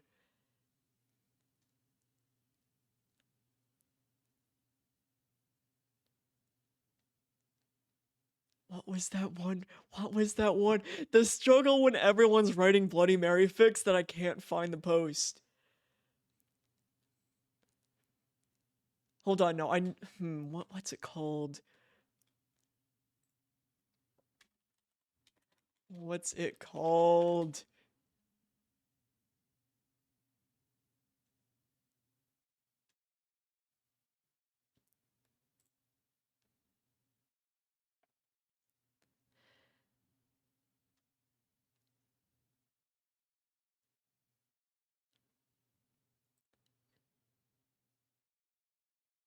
Here we go. Here we go. Here we go. I found it. I found it. I found it. What do you mean an aerospace engineer read my fic and approved of the science? I'm an aerospace engineer who worked on the Mars 2020 rover, and you did a fantastic job with the science details. Would genuinely love to help if you need any details on space, solar power, satellite rover architecture in the future.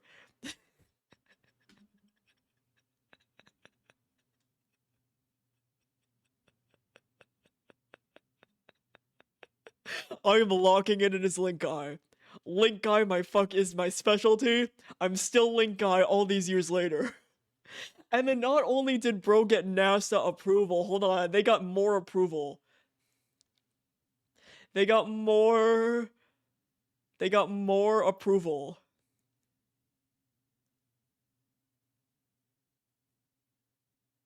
Hold on, maybe they put it in their quote tweets.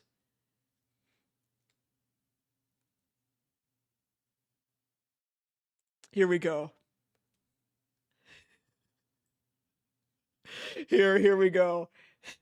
Even in the reply of this tweet, I have gathered an astrophysicist, a chromatographer, a space systems electronics engineer, a rocket launch control operative, and the great-grandchild of the head of the development for Explorer 1. I'm in communication with the engineer now. Guys, my future project Hail Mary Space Fix will be officially NASA peer-reviewed. I will never recover from this.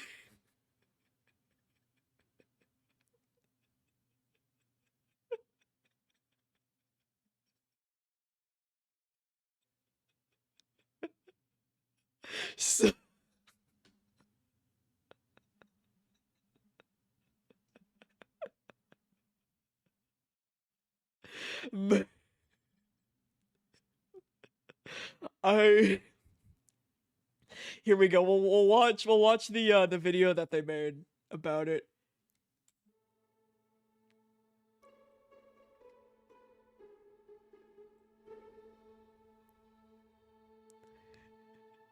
We'll watch the whole tribute.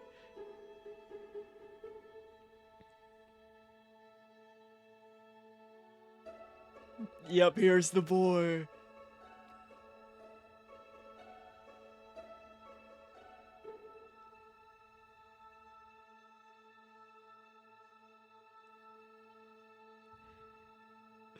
There's the tweet.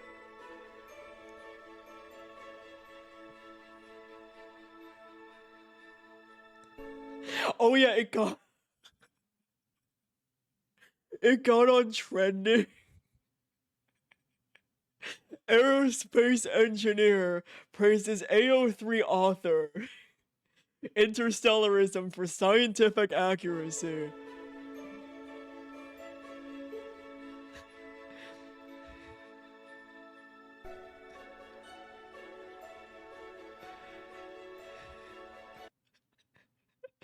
The story where nothing bleeds crosses over Andy Weir's Project Hail Mary, with Iron Lung mixing hard sci-fi and emotional depth on AO3.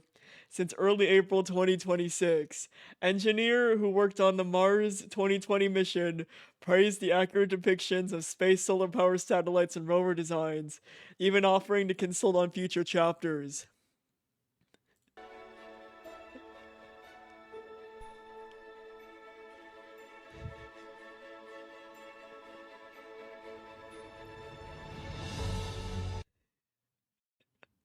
Going to throw my hat in the ring here because why not? But if anyone wants details about how rocket launch control rooms work from an operator perspective, you can hit me up. Space Systems Electronics Engineer here, also throwing my hat in. Current day job is basically designing the systems that would be in a Petrovascope. I probably fucked up that pronunciation. This is so cool. I'm hoping to start reading your work tonight. Also, physicist here. If you ever need consultation for the physics you're writing, especially astrophysics stuff, I'd love to help. Yeah, what the fuck is a petroscope? If anyone needs me, I do chromatography. How Grace studies the cells. It's more in the book. Research scientist slash propulsion engineer here. Part of the team that developed the first hybrid satellite launcher in SEA, but somehow also find myself in biochem symbio for a year, so probably can made spin drive. Found you on Project Hail Mary Twitter because Cortland and stuck around ever since.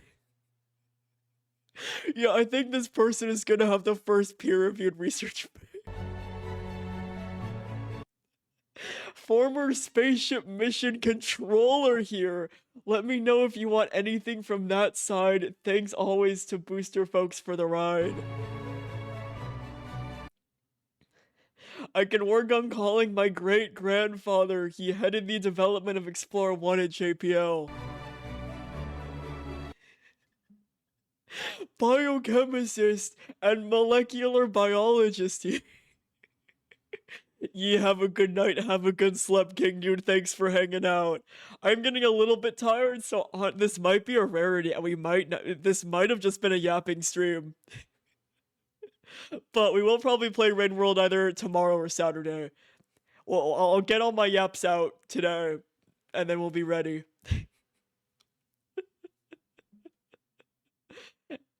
Biochemist and molecular biologist here. Any science involving living chemistry, how cells work, to the study of molecules, I'm happy to help out with. I'm about to be in my senior year of university and have presented independent pharmaceutical research. Yeah, I'm gonna get honked on my way to work, and then it's gonna spiral into a 3-hour conversation. Would love to also offer my peer review services for an even more niche set of questions should they come up. I am a space lawyer for a space agency. So if there are questions about paperwork on Earth or in space, I am more than happy to answer.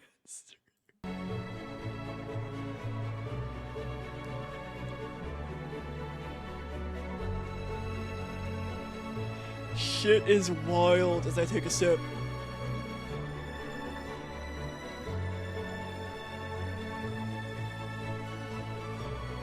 And then it's a really cute, wholesome message at the end. I mean, honestly, hold on. Our space lawyers, hold on. Hold. Our space...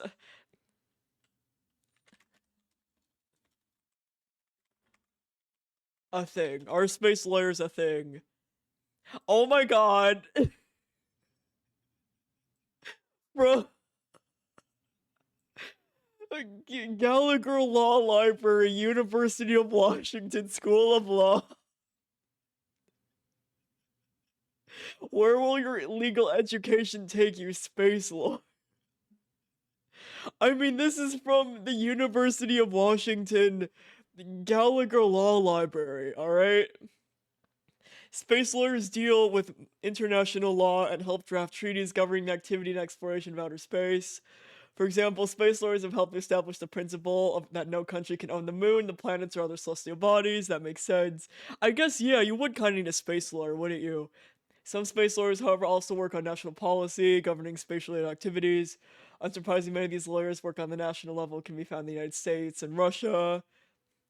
Where responsibility is handling liability cases for damages caused by space objects. That makes sense. Claim was filed under the convention by the Canadian government in 1978 after a Soviet satellite scattered radioactive debris over northern Canada. The cleanup of the satellite was a joint effort by the Canadian and American governments. And then Canada said, fuck you, Russia, give me your money, please.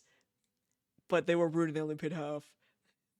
Space lawyers have helped develop the agreement on the rescue of astronauts, which requires nations to take all necessary measures to rescue and assist astronauts in distress. Understandable.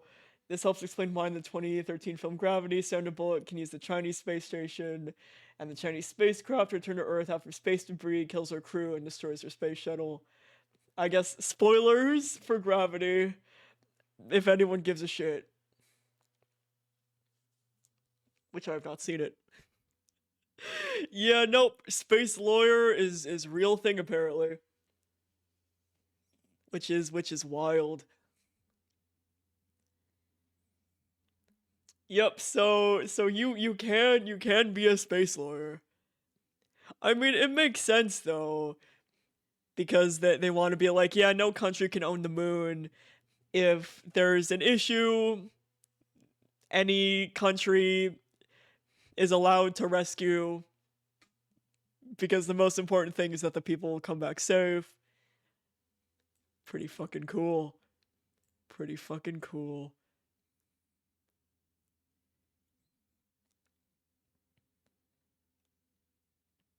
Oh shit! California. Oh my, there's a website.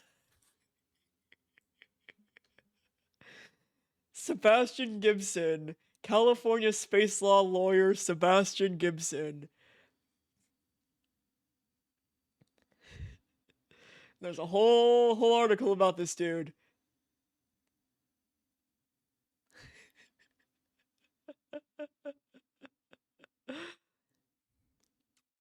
Yep, I'm not reading all that. I'm not reading all that, but I think that's cool that that's a thing.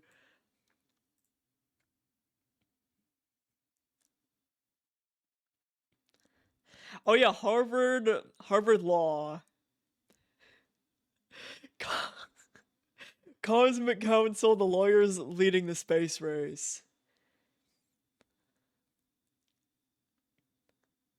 Yep, today, Hanlon is an assistant professor of practice and executive director of the Center for Air and Space Law at the University of Mississippi.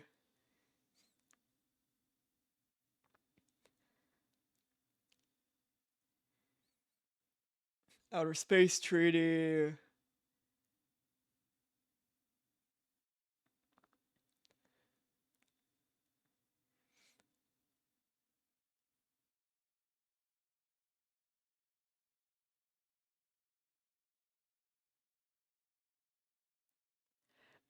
I imagine they also work on like that one Sebastian guy said he also worked on like nature like lawyer cases, stuff to do with the environment. So they might also do that in their downtime.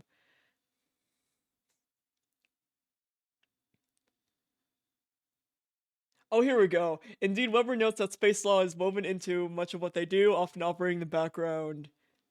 Even when they're working more routine legal problems, his team oversees aspects like customer contracts, supply chain. Well, I guess that makes sense for all these like for like NASA and all the other companies doing space stuff. They need someone. Export control provisions, intellectual property risk assurance.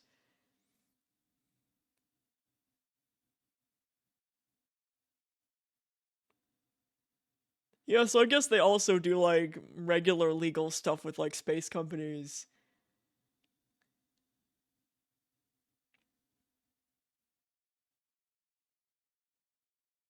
That's pretty fucking cool, actually.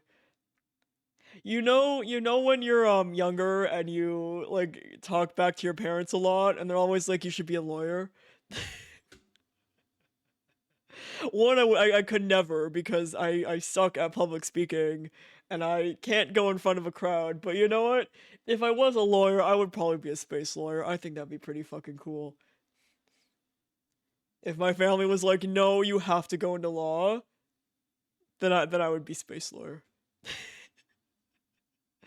But yeah, that's pretty neat actually.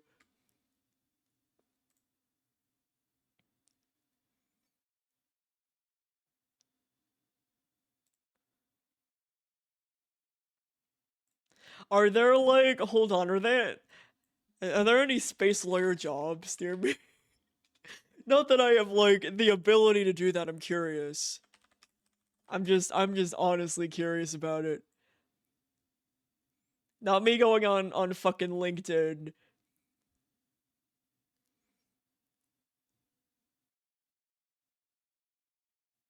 Oh man. There's no space lawyer jobs near me? That's lame.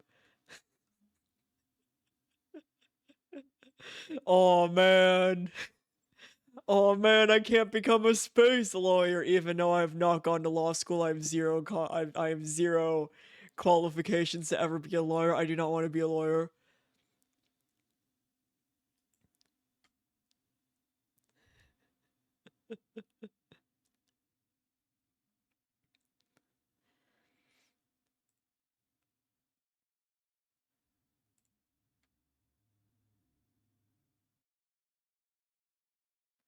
But yeah, I do think space is really neat.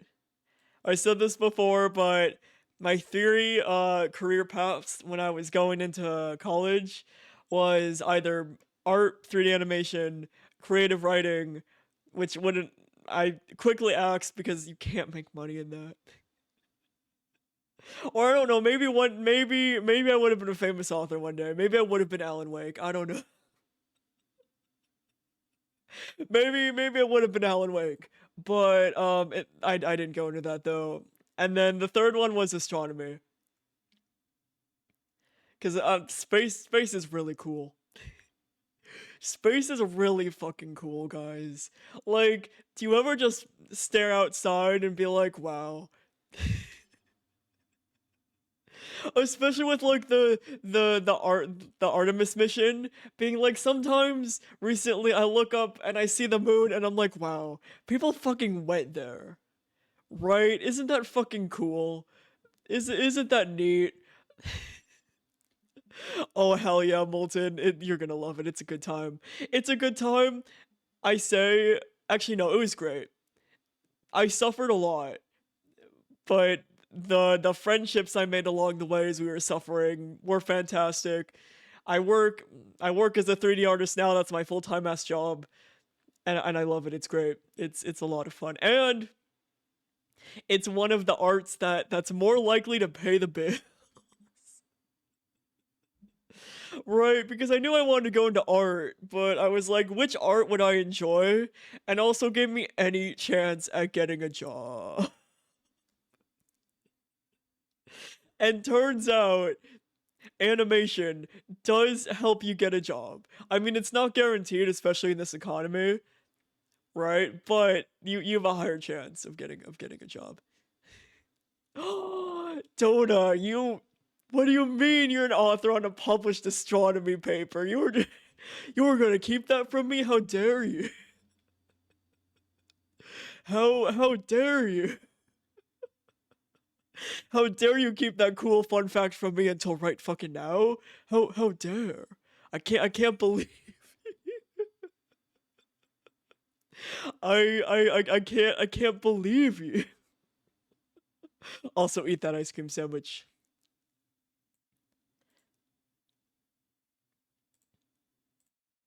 Eat that ice cream sandwich. But yeah, space is really cool. Space is really fucking cool. Still, I think that's pretty cool. I think that's pretty cool. Cause man, space is really fucking cool. Guys, remember when we first got like the Pluto image in 4K? Right? Remember when we saw Pluto in all of its beautiful glory? Right? Oh, that was great. Remember when Pluto was like, damn, Pluto looks really fucking. Remember the horror when Pluto was downgraded and got rid of its planet status, and that was horrible, and I was so sad. Justice for Pluto.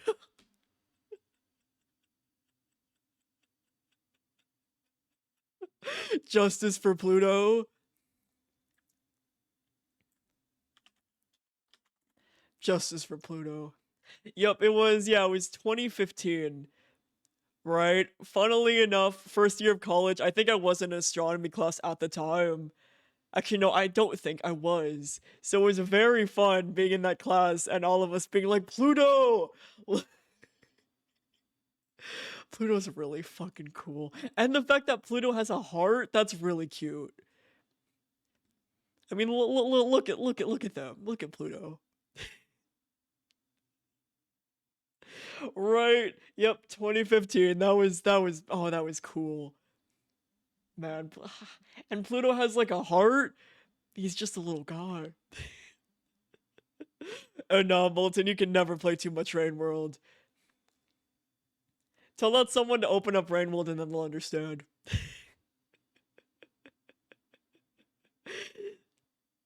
Tell them to open it up and then they'll get it.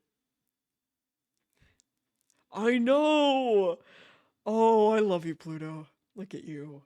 Look at you, cutie patootie with your heart. Right, man. Also, another wild thing about space. I love when we get photos back from the rovers, like from Mars and Venus, etc. Right? Because they just look like Arizona. Especially Mars. Right, Mars just looks like an average fucking day in Arizona. Right. As someone who has been to Arizona quite a few times, because I have some family out there, it's just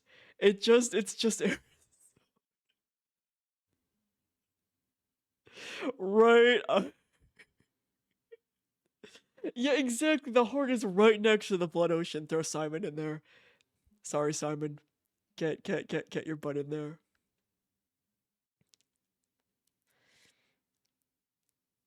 Oh yeah, that's why one we visit Arizona in the winter when it's not that hot. And oh my god. We I think we've been to Arizona in the summer one time for a family's wedding or something. It was awful. It's too hot. It's too hot. But look at Pluto.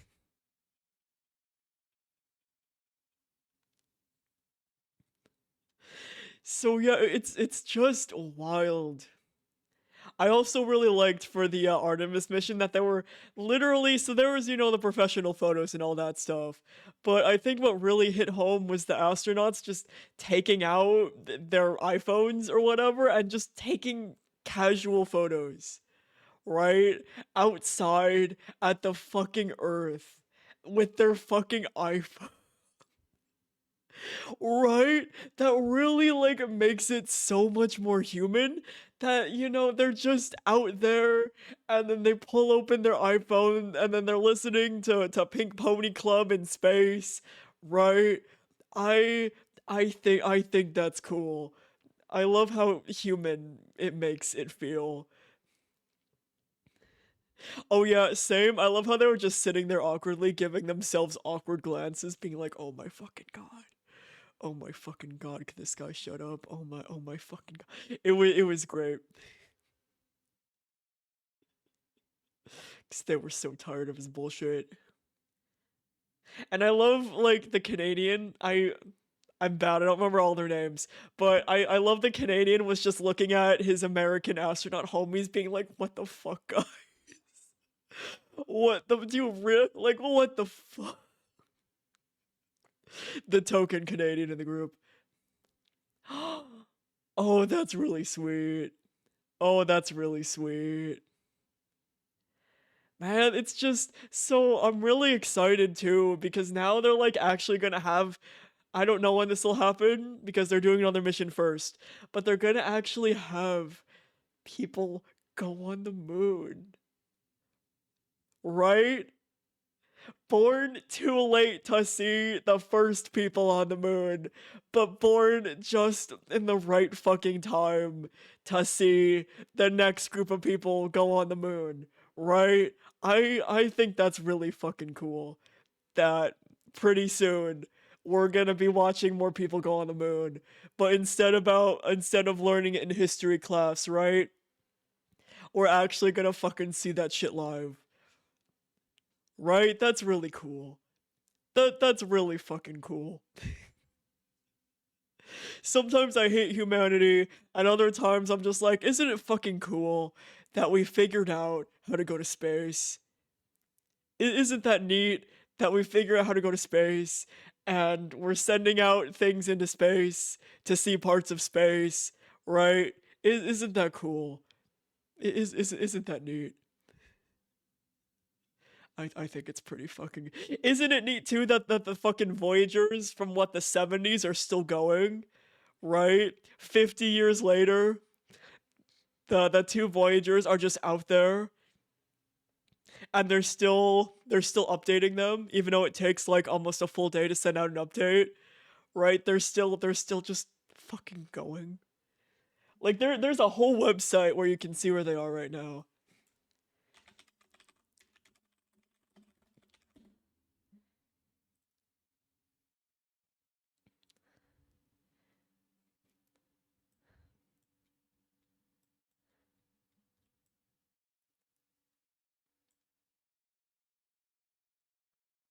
Like look, you can literally see, like there it is.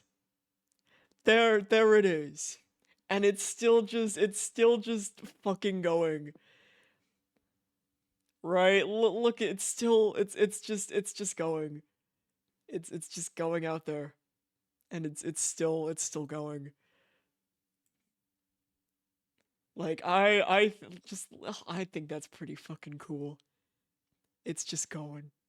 It's just going out into the void, right? It's equipped with the golden plates of like humanity from the 70s, all that shit, and it's just going. It's just going. Yeet it out into deep space into the void, and it's still fucking. And then even when we lose contact with it, it's still just gonna be fucking going. Right? Even when we can no longer communicate with it because they're slowly turning off its devices to make it live longer. It's still just gonna fucking keep going. Right? Also, Vane's, how's it going? We're talking about space, and space is really cool. Yo, wait a minute, this isn't Raid War. This is Thai talks about how cool space. Yeah, space is really cool. It's going 88.85 thousand kilometers per hour. It's 21.33 billion kilometers away from Earth. And the first one is 25 billion kilometers and going 105,000 kilometers per hour. And it's still just fucking going. It's so cool. It's just going. And then even when we lose contact with it, it's still gonna keep going. It's still gonna keep fucking going. Right? Space is cool, guys. Space is cool. Cause yeah, look at all this stuff that it had to turn off in order to keep it going. Right? All of these are off. These got turned off. These got turned off. There's only a couple things left on the boys, but they're still going. They're still fucking going, and that's really cool. Right? Like when you think about space, it's like like the amount of cosmic nonsense bullshit that had to happen for us to even exist right now, and all of us to be here and to be yapping about space and totally maybe not playing Rain World together is is so fucking bonkers, right? Oh hell yeah, Veins. Listen, everyone loves Off. Especially since Off had. Oh, that's another game we have to play. I got the collector's edition of Off, right? So we'll have to play the remaster.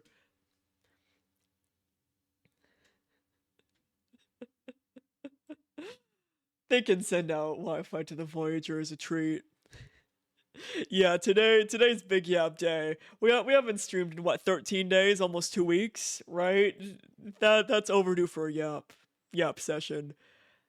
And talking about space is really cool, right? Like even seeing the Artemis photos of Earth, just being like, all of us are on this big fucking planet, right? Just existing. But it's so small in the grand scheme of the fucking universe, right? Like this Voyager is so fucking far and it's gonna keep fucking going.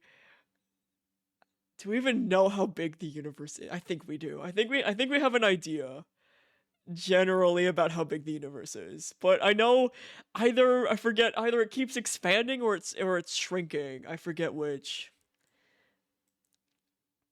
Well, that's cuz space is cool and the ocean's scary.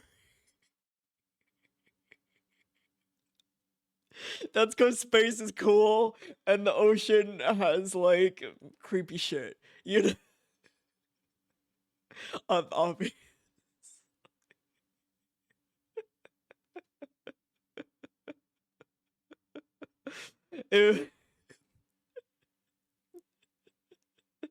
I need to play Subnautica though.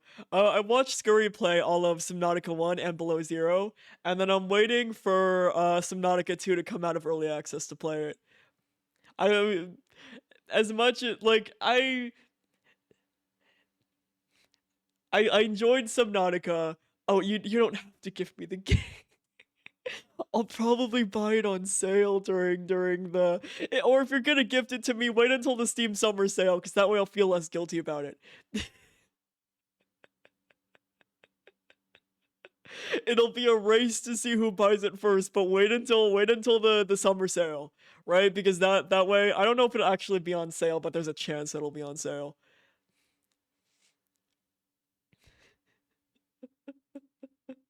But yeah, I watched though Scurry play all of the other ones, and then I want to play the new one. But I do want to wait until more time has passed, right? I want more patches to come in.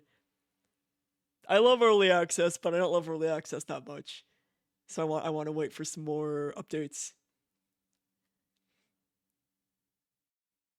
But yeah, there's a reason why space games are like, wow, space.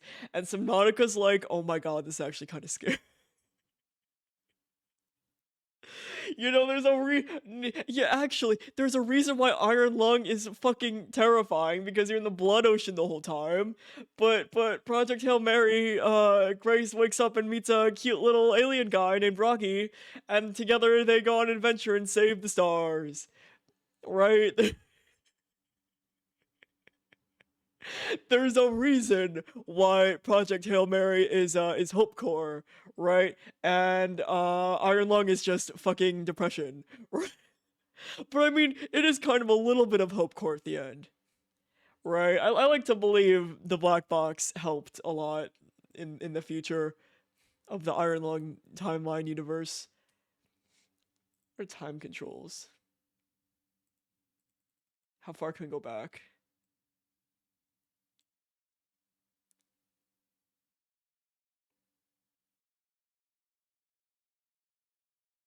Oh, we're watching reverse. There it goes.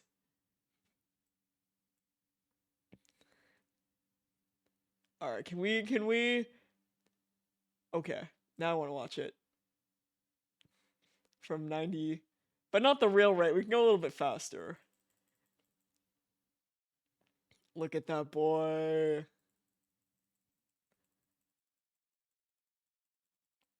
There we go. Look at that boy. Look at that boy. There we go. Look at that boy. Oh no, Dota. You accidentally sunnied your computer. And you're all good, Molten. Have a good night. Have a good sleep. We're probably gonna call it here pretty soon because I'm also a little bit tired. I have a meeting tomorrow where I have to be productive, unfortunately. Oh, but look at that boy. Oh shit, wait, no, I didn't mean to do all the way to April 30th, 2077, when fucking Johnny Silverhand goes into V's brain and they become gay together.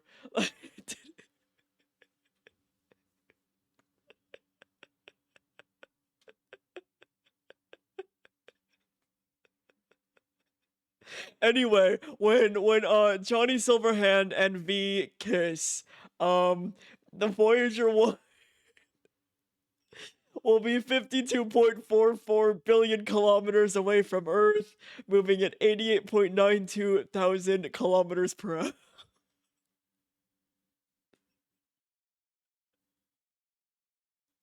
When Johnny and V start their adventures, that was very funny time.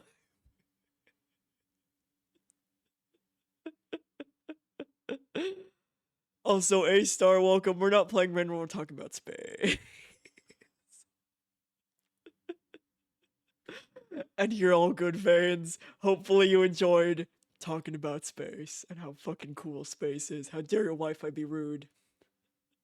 But have a good rest of your day. How about the Voyager 2? How far will that be in 2077?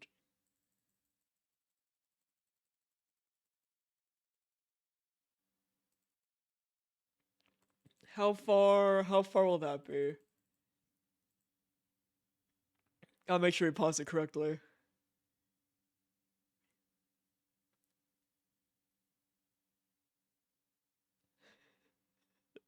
Almost there. Okay. In 2077, when Johnny Silverhand and V are going on adventure and kissing, the Voyager 2 will be 45.8 billion kilometers away from Earth, moving at 100. I don't want the information. 149.1 thousand kilometers per hour. So fellas, if you ever had the curiosity of where will the Voyager 1 and 2 be at the events of Cyberpunk 2077, well, you came back at a great time. We discovered where the Voyager 1 and Voyager 2 will be during the plot events of Cyberpunk 2077. So we learned that the Voyager 1. I love you coming back to this. The amount of segues that we got to get here. So the Voyager 1 will be 52.44 billion kilometers away from Earth, moving at 88.92 thousand kilometers per hour when Johnny and V are kissing. The Voyager 2, on the other hand, will be 45.8 billion kilometers away from Earth, moving at 149.1 thousand kilometers per hour when V and Johnny are holding hands.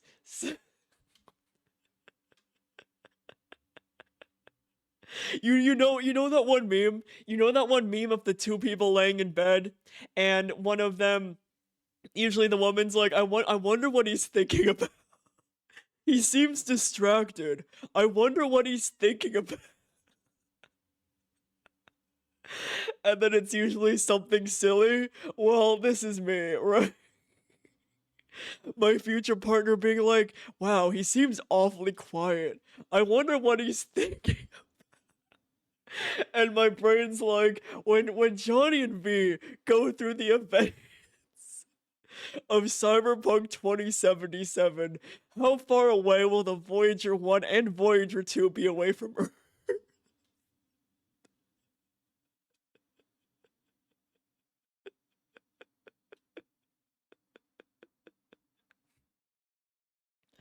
So yeah, that is the meme with me.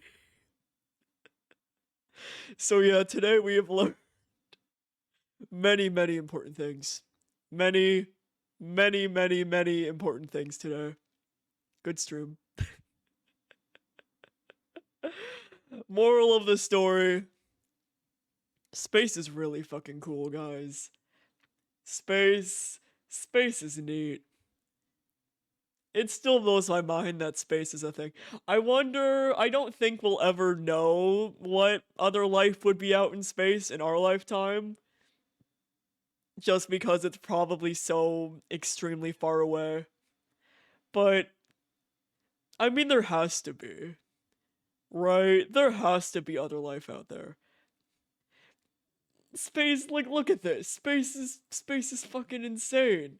Space is huge. There's so much space in space. Right? Even if we won't be meeting any Rockies in our lifetime, there's bound to be something out there. So sagely put, space. There's a lot of space. Fellas, space is full of space. I know, right?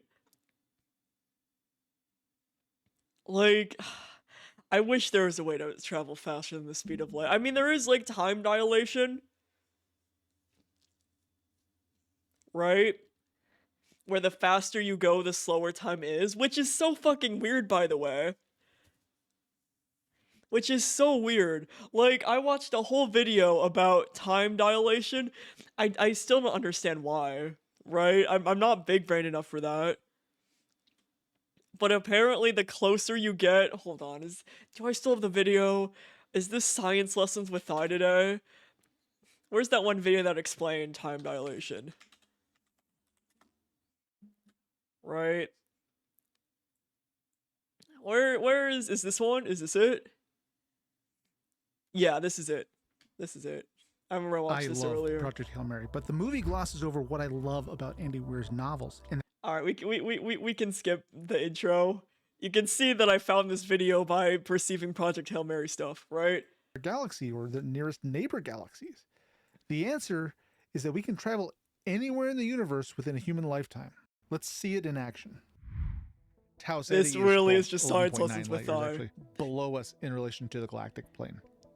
But first, before we get to Tau Ceti, let's start with our closest neighbor. Let's start with Alpha Centauri and see what a hypothetical trip from Earth to Alpha Centauri would be like on the Hail Mary. This orange tube is not a wormhole. It's a representation of how fast time is going for our ship relative to Earth. Also ignore the sniffles. I thought I muted. We start the trip accelerating at 1.5 Gs. I thought I muted, but we get not. up to relativistic speeds extremely quickly. After only 5 months of accelerating, we're already going more than half of the speed of light. And while 5 months have passed for us on the ship, time has already slowed down, and 6 months have passed on Earth. By the midpoint, we're traveling 97% of the speed of light, and a year and a half have passed on the ship, but more than 2.5 have passed on Earth.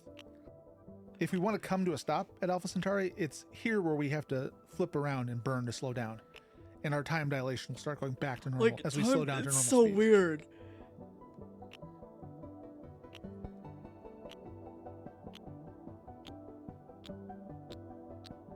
And it gets even wilder the more that he does. If we don't slow down, if we keep accelerating, time keeps getting slower. And that's the key.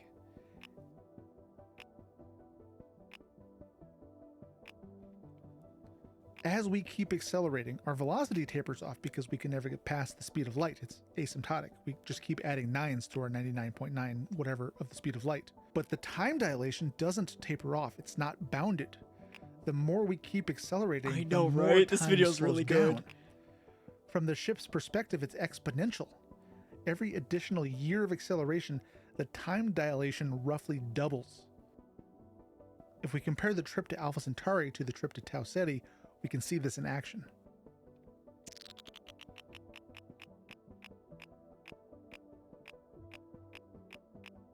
The trip to Tau Ceti only takes about 1 year longer than the trip to Alpha Centauri, even though it's 3 times farther away. What the fuck? Rocky's trip from 40 Eridani took about the same too, because they're about the same distance from Tau Ceti than we are. They're Like, about 10 what light the years. fuck? So the time dilation is pretty much the same if they took the same flip and burn profile, which they didn't. But to really see the power of this, we need to go much further.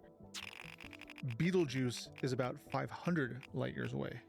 And with the same level of acceleration, Like, the what trip the would only take 8.5 years. What, like, At the midpoint, excuse we will reach me? 99.999% of the speed of light. Excuse me. I've Excuse me. Here, we can full screen it. Excuse.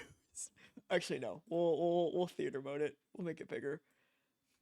Like, what the fuck do you mean? Like, what do you fuck do you mean something that's 500 fucking light years away. Only took 8 goddamn years in the Up ship. the travel What? line, but as often the case with cosmological distances, things are getting hard to see. To really understand the exponential nature of this, we have to change the way we're looking at this. We've got to move the stars around here. Let's compress everything based on how long it takes to travel to them. In order to illustrate that, let's add in some more stars, like the Pleiades cluster, which is a famous star cluster slightly closer than Betelgeuse, and the Orion Nebula, which is 1,000 light years further than Betelgeuse.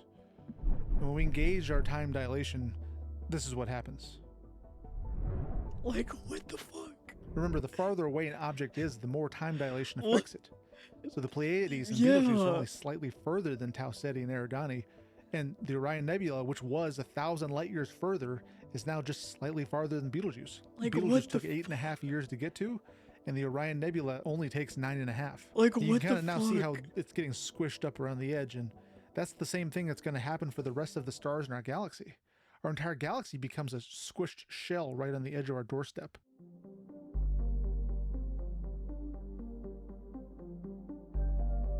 Like, wait.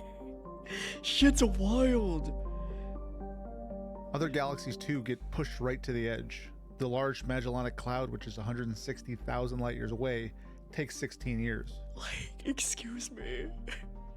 Andromeda, our closest large galaxy, which is normally 2.5 million light years away, takes just under 20 years to get to. Like, what?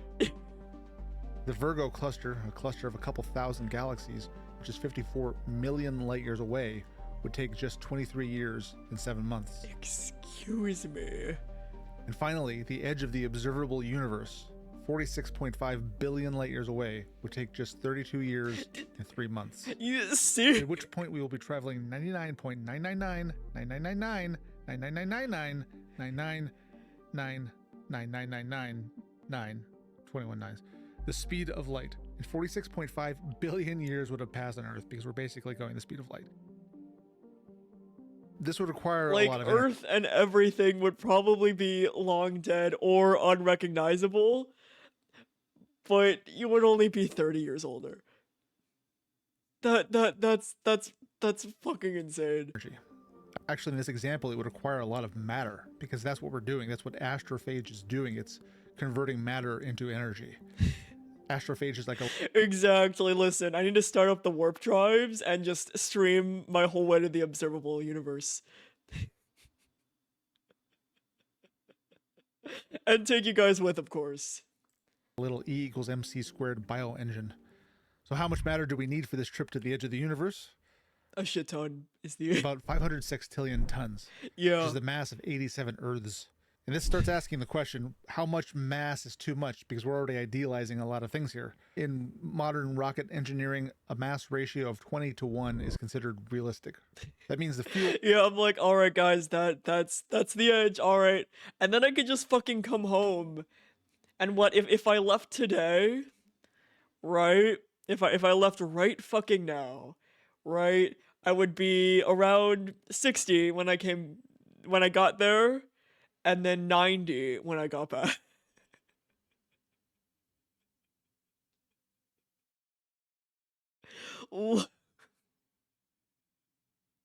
Earth would have been consumed by the sun. All of you guys are long dead.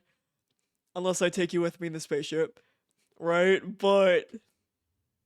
And then what would I even fucking do?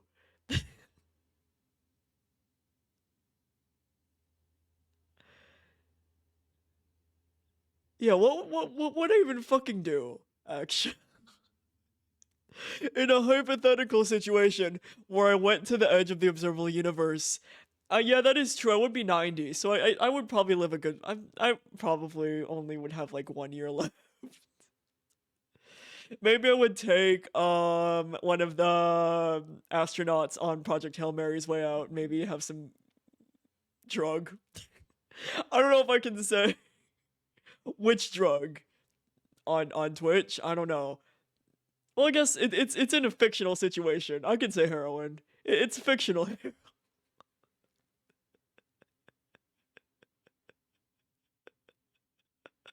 I would in a hypothetical I would take fictional heroin.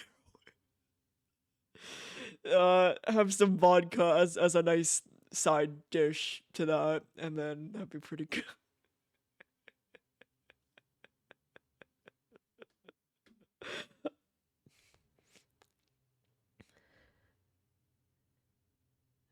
But then I would just be a skug. What would I do as a skug? There would be no other skugs. But I mean, I guess no, because in Chalky Boy's ending, there's others. I guess I could ascend. But headbats by who? Everyone would be dead. Earth would be gone. But I guess that would give me more time, right? To find inhabitable planet, right? Because then I could just go through, yeah, I could bioengineer more skugs, right? And then I could just keep transferring my consciousness to different ones. Or maybe a robotic skug? Like a bioengineer type shit, right? Where it can't die. Or doesn't, like, the only aging is the electronics fucking up a little bit. And like the bio components. That way we won't have to like have like a stack of like what, 100 skugs. Oh yeah, I'd be a clanker skug. I'm sorry, guys. I'm sorry. I'll become a clanker at the end. My apology.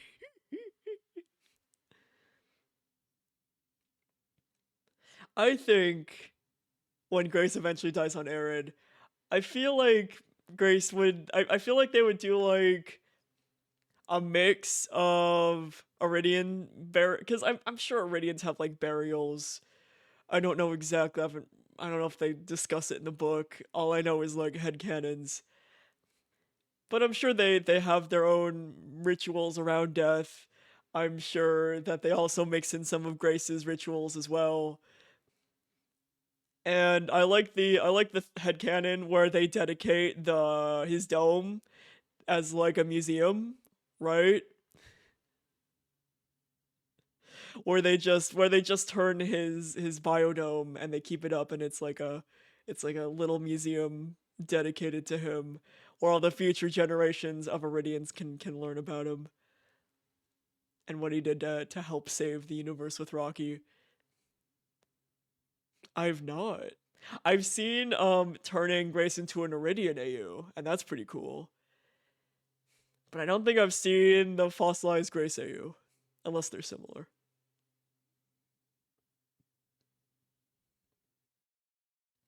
But yeah, I imagine they do like a mix of Iridian burial rituals mixed with Earth burial rituals. And they have like a whole little ceremony and dedication. It is really sad to oh, perfect. I feel like they would transfer Grace's consciousness into an Iridian if they could. I think that'd also be pretty cool.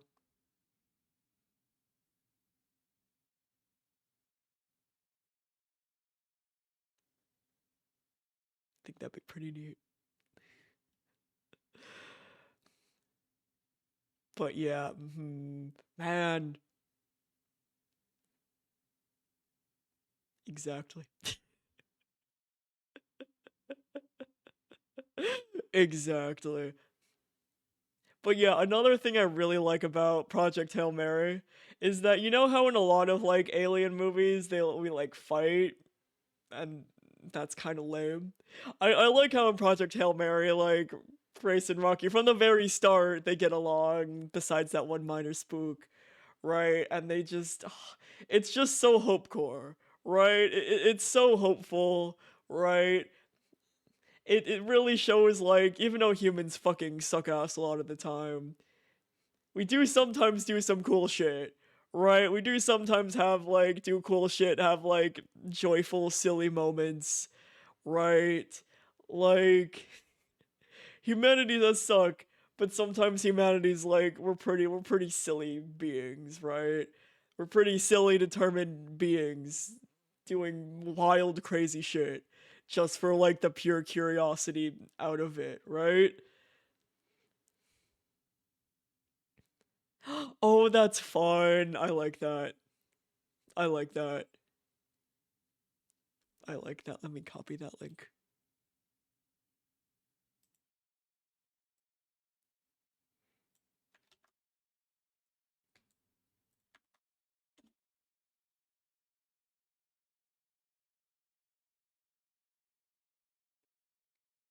I think that's pretty cool. So yeah, sometimes I like hopecore stuff where it just shows us being hopeful, silly, funny guys. saving the world with our new alien best friend.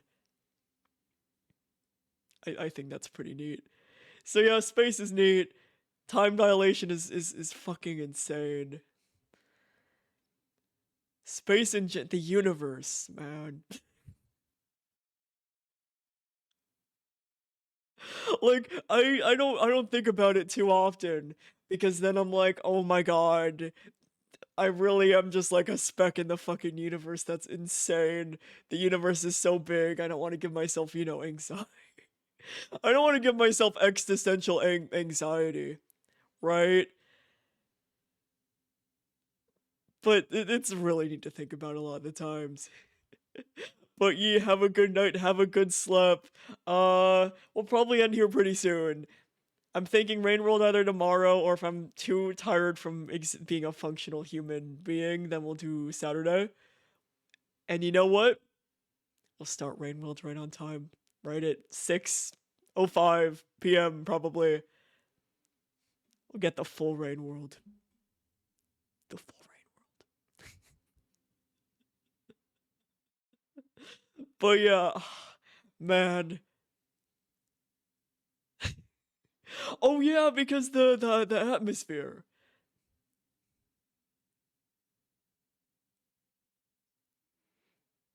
is very toxic to Iridians if they're not in their little Xenonite suits. That must have been terrifying for Rocky. He's like, "Wake up, Grace. How's your morning? What do you want to do?" And then he's just fucking die. Oh yeah, speaking of, this will be very actually no, this will be I guess not big book spoilers, but book spoilers, right? Gonna give the warning now. I'm so happy that they took out a lot of the sad stuff out of the movie. Right, like it ended so happily with Grace and Rocky on Arid, and they're hanging out in the dome and being all cute. Like I'm so happy because in the book, right, in the book, by the time he gets to Arid, Grace is like horrifically malnourished, right? His dome is just a room, I think. I might be slightly incorrect, but his dome, his biodome's a lot more sad, right? It's just a room.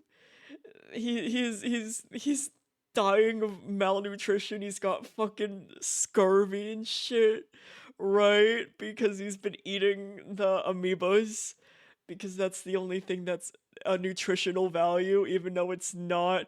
Yeah, and then they fucking, oh my god, and then they, because he needs like protein.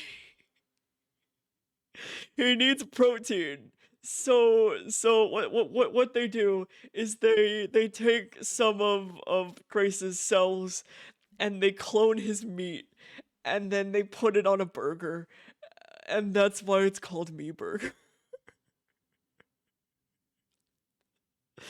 They clone his meat. They clone his cells, which, and then they grow meat, and then they put it on a burger, and then it's called Me Burger. So, I'm very happy they didn't include the Me Burger. Like, I just wanted a hopeful, cutesy ending where you didn't have to worry about all of that shit for the movie, so I'm very nope. It's literally a me burger. It's made of him, and he eats it. Is it cannibalism? I don't know.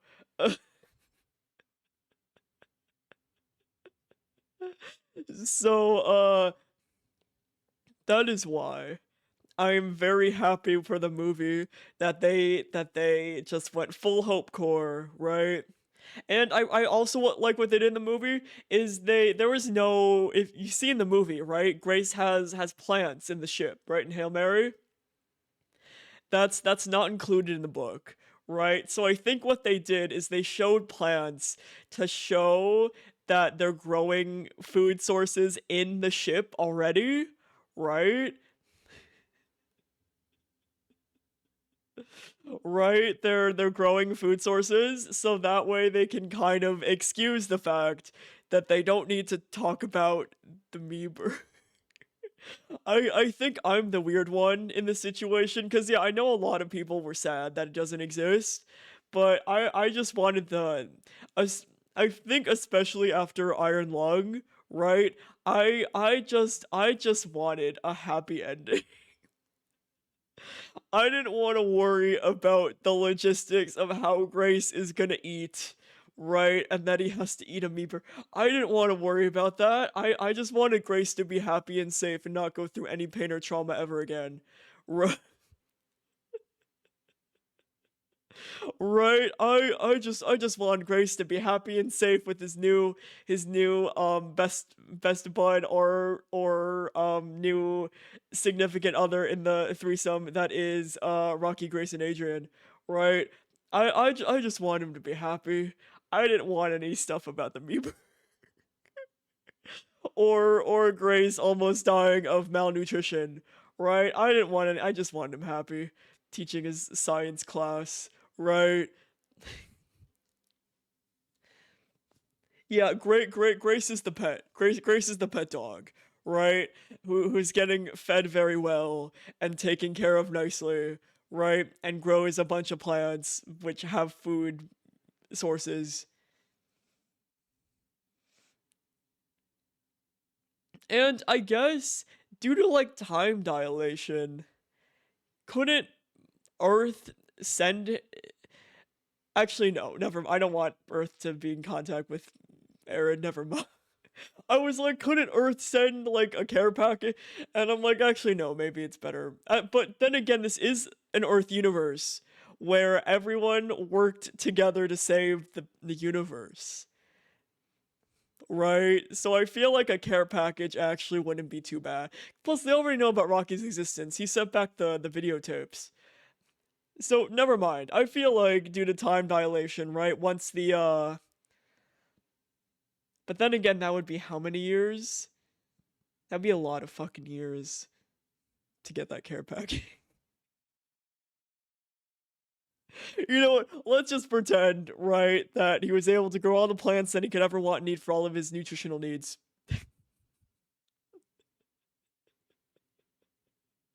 Right. Well, let's just say that there was enough stuff on the Hail Mary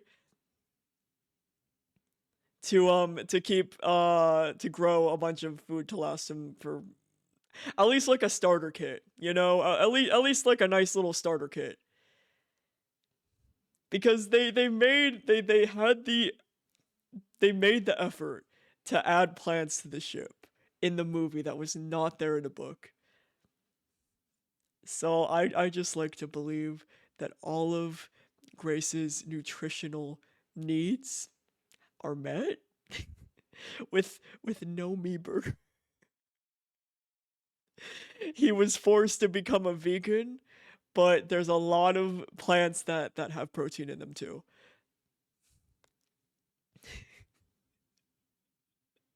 Right? He's a vegan, but he has all of his nutritional needs met, and he lives a full and happy life on Arid, and then dies at the ripe old age of like 95.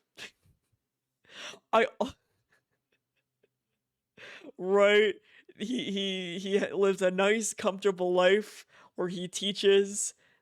I bet he would teach though pretty late. I don't think he would retire from teaching early, He'd probably teach until he was like 80, and then maybe spend the last 10 years just doing random bullshit with Rocky, right? I feel like that would be it. And then he becomes an Iridian. How tall do you think Grace would be as an Iridian? Would he be slightly tall? No one's taller than Adrian. Adrian is like is so tall. I love tall Adrian. I feel like Grace would be either the same height as Rocky or a little bit taller. I feel like I don't think Grace would be a tall Iridian. I don't think. Mainly because yeah, I don't think shorter than Rocky would be very funny though. Shorter than Rocky would be very funny. That would be very, very funny. If Simon was an Iridian, though, he still wouldn't be as tall as Adrian, but he would be taller than both Rocky and Grace. No one's taller than Adrian in their little like family circle, right? Because Adrian's just like that. And we can look at a few Project Hail Mary memes before bed.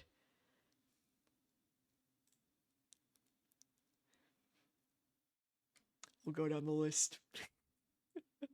We'll go down the list. Oh, I think I've seen this one, or a similar one, or a similar one. I've definitely seen one like this.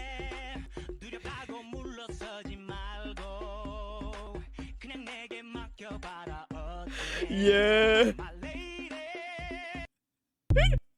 I love the idea that Grace is just like the fucking pet, right? Oh, this is good. Star, have you seen Project Hail? I say as I literally just spoiled the entire fucking ending and the book.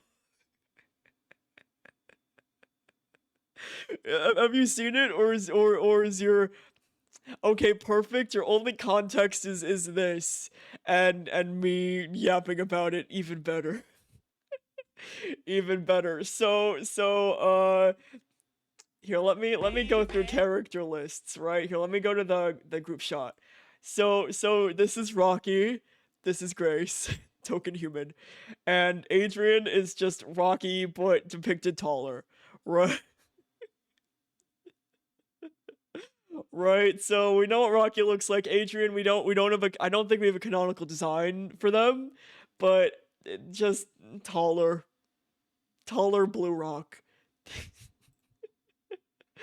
Taller blue rock.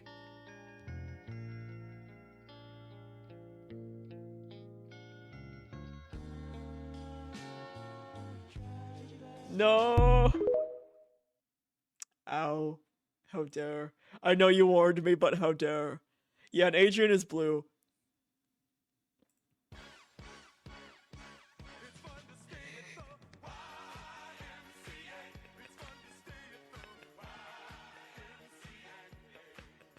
Perfect. Perfect. The giant enemy spider.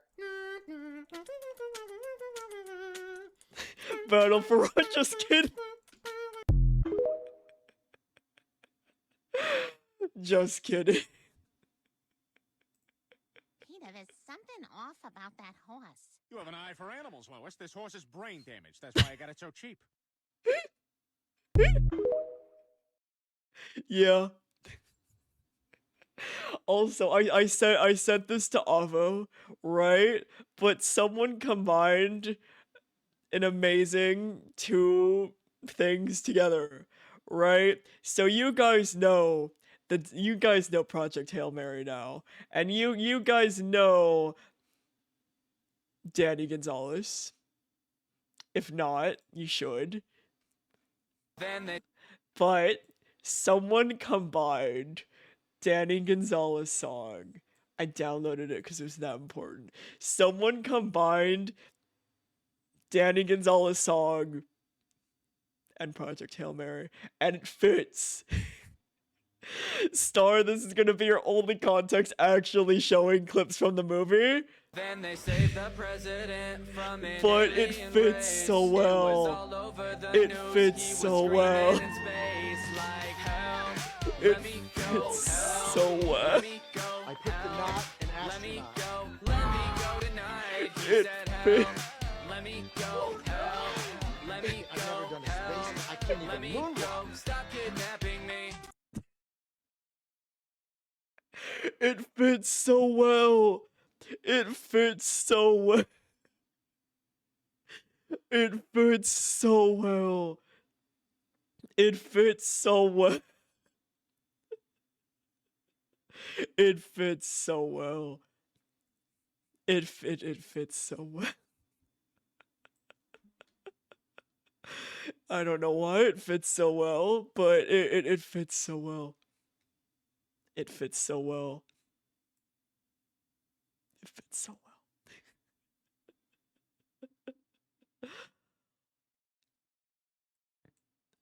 Oh, hold on. This one's great too. Hold. This one's great too. I saved it.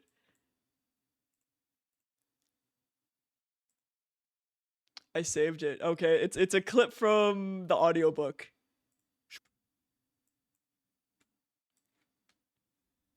It's very good. Shortly after college, my girlfriend Linda moved in with me. The relationship only lasted 8 months beyond that and was a total disaster, but that's not relevant right now. When she moved in, I was shocked by the sheer volume of random junk Also, she the felt audiobook's necessary really to good. I bring need to into actually our listen small to it. apartment. Box after box of stuff she had accumulated over decades of never throwing anything out. Linda was absolutely Spartan compared to Rocky. He's brought in so much crap, we don't have places to store it all. Almost the entire dormitory is full of duffel bag things made of a canvas-like material. I don't even know what's in all of them. He doesn't explain. Every time I think we might be done, he brings more bags in. Well, I say he brings them in, but it's me. He hangs out in his ball, magnetically attached to the wall, while I do all the work. Again, this is very reminiscent of Linda. This is a lot of things, I say. Yes, yes, he says. I need these things. A lot of things. Yes, yes, understand. Things in tunnel is last things. Okay, I grumble. I love how this just confirms that Rocky is just a huge pack rat. Just loves shit and things and stuff and things. Hold on, I need to show you the full clip. I saved it. I need to show the full clip of Rocky first going into the ship for the first time. Hold on, let me find. Is this the full thing? Yes. Yes, it is.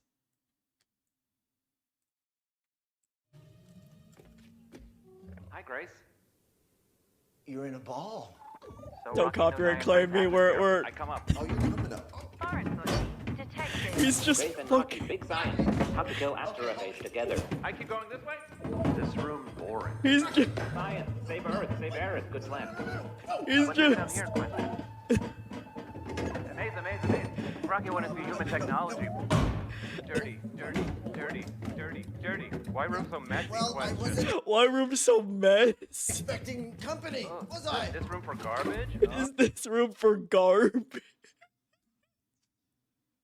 Why room so mess? Is this room for garbage? Oh, this is the lab. This is where the science happens. What's this? Oh, that's way back where. Whoa! What's this? That is the disco ball. That makes me happy. Rocky will build workshop here. We'll need much room for Rock and much less space for Grace. What is happening? The fact that he charges into the spaceship is like, wow, this room for garbage, dirty, and then he's like, much more room for Rock, much less for Gray.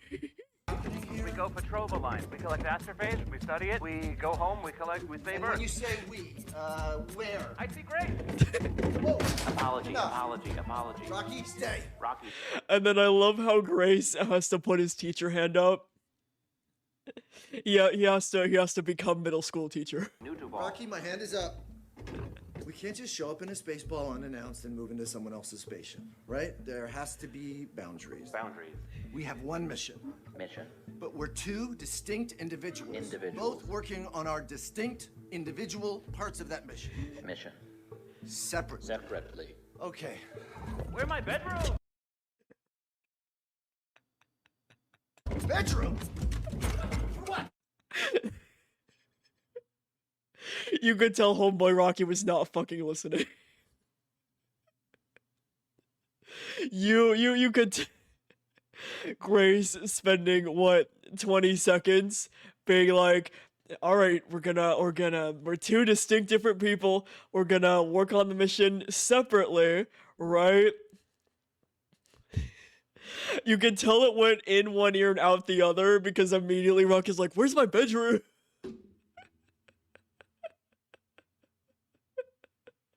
Where's my bed?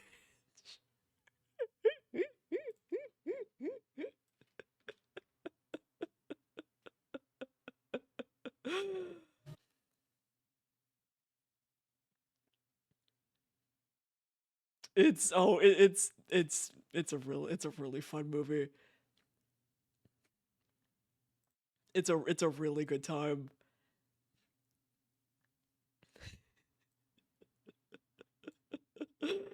Rocky could be a little chaos gremlin sometimes, and it is great. It's a good time. Let me see if I can find the other clip that's also really funny.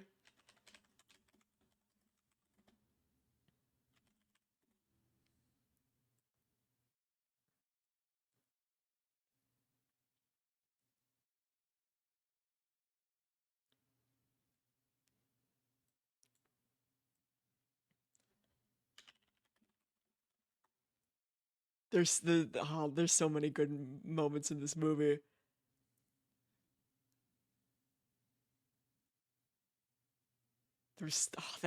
Like it hits you in the feels.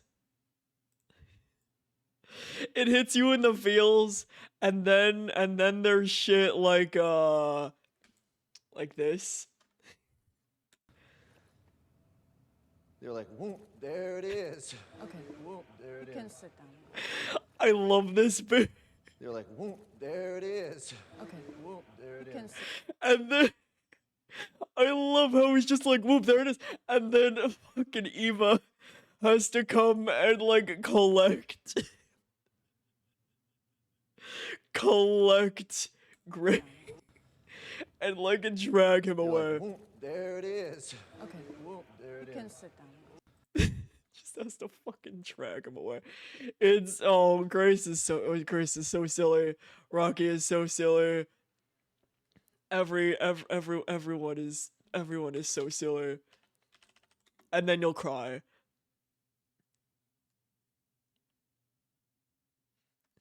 Everyone's so silly, and then you'll be crying halfway through. It'll be great.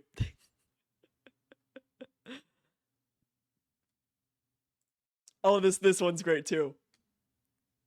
Unmute, please. Thank you. Just a feeling, but I like them. They're cool. They're fun to hang out with. So I'm a single man in my 30s who lives alone in a small apartment. I don't have any kids, but I like kids a lot. I don't like where this is going. A teacher. I'm a school teacher. I remember it now. Oh, thank God. He's like, oh, thank God, I'm a teacher. Oh, thank God, I'm a teacher.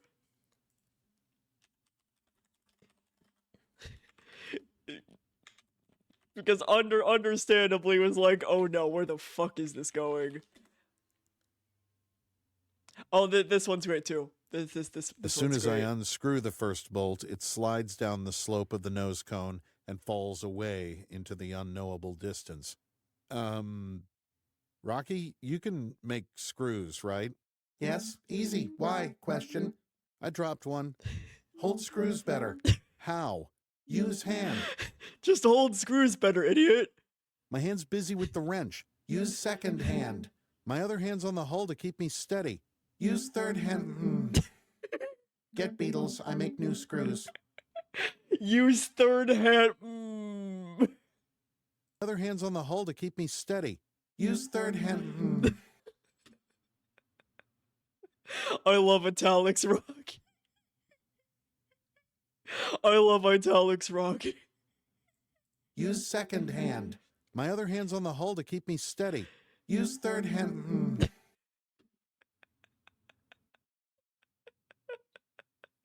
I love Rocky. I love Rocky so much. Rocky, my beloved.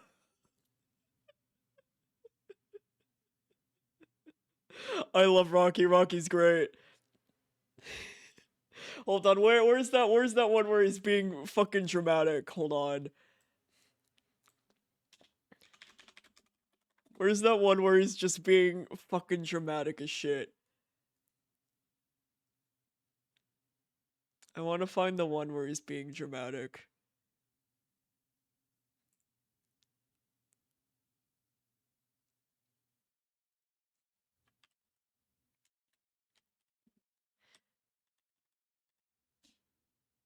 Maybe I should just get the fucking movie. That way I can just skim through to the best parts.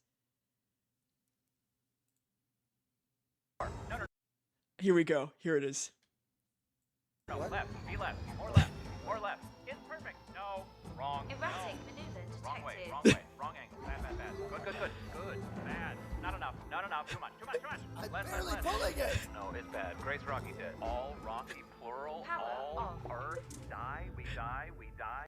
No, no, no, left. We left, die. left, All left. Earth, It's all perfect. Rocky, No, plural. wrong. We die. We die. Wrong way, wrong way, wrong angle. Bad, bad, bad. Good, good, good, good. Bad. Not enough, not enough. Too much, too much, too much. Less, less, less. Pulling it. No, it's bad. Grace Rocky did. All Rocky, plural. All Earth, die, we die, we die. We all Rocky, plural. All Earth die. We die. We die. He's so dramatic, and I love him. I love him. He's so dramatic. He's so dramatic. Alright, I want to find the one where... Is it this one? No. Where's the one...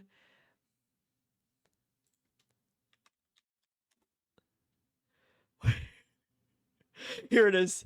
Where on earth does that go? Not on Earth. More high. It goes this way? Wall. All the Wall. way out to here. Yes. Out. Pointy. What? He tells me what to do. He tells me why to do it. He tells me how to do it. He tells me when to do it. And then when I do it, he's like, "What are you doing?" I'm just saying you're gonna get out of the ball to get into a much bigger ball? Yes, for sleeping. Why? You're having You an don't even use a bed. No, you have the like Hellraiser thing that you sleep on. What do you need a Gonna be bed angry, for? stupid. How long since last sleep? Question. Don't talk to Armando. Yes. Can I help you? You're doing this. It's a lot of this. Where on earth does that go? Not on Earth. I love how it's just like a roommate situation. And I love how Rocky's like, Grace, angry, stupid. How long since last sleep? Question. I love their dynamic. Their dynamics are so their whole dynamic is so fun.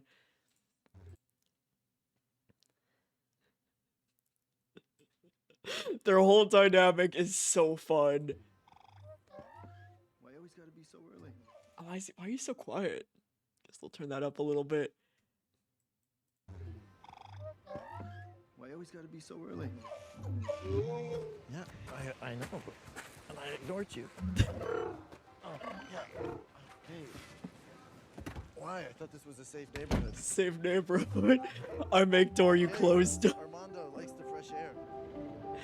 They're so sassy to each other. They're so sassy, and I love it. Same. Makes me so happy. Oh, hold on. Where's the one where they're sleeping for the first time? That one was pretty cool too. That one was pretty wholesome.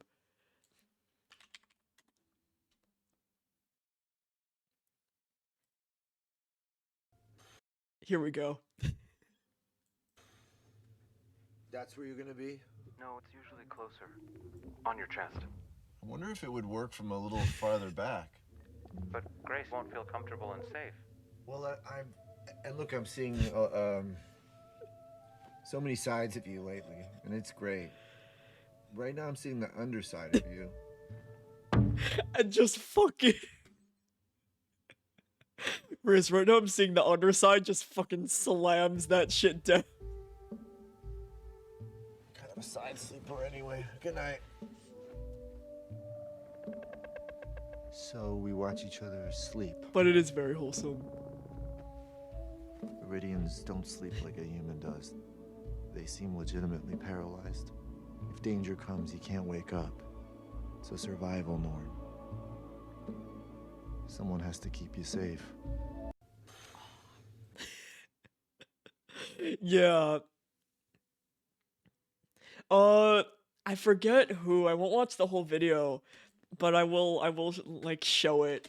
Someone interviewed the author and they went over Iridian biology.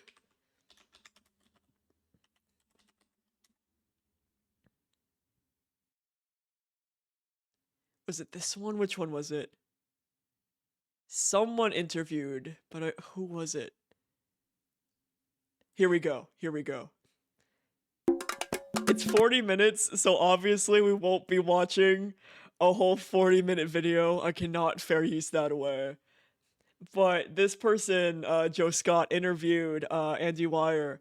Yeah, this guy. And they went over all of the different biology and how Iridians work on a biological standpoint for 40 minutes. So here, I'll link it in chat. So if you want to know all about Iridian biology for 40 whole minutes, then I would recommend. 10 out of 10. It's a good video. Because I love, instead of like speculation, he actually interviews the guy. Right? I think that's pretty cool. So yeah, Project Hail Mary, good. Very, very good.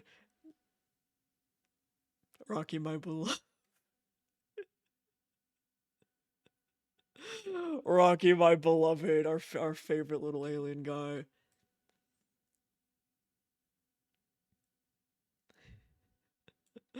All right, last one. And then we'll go to bed.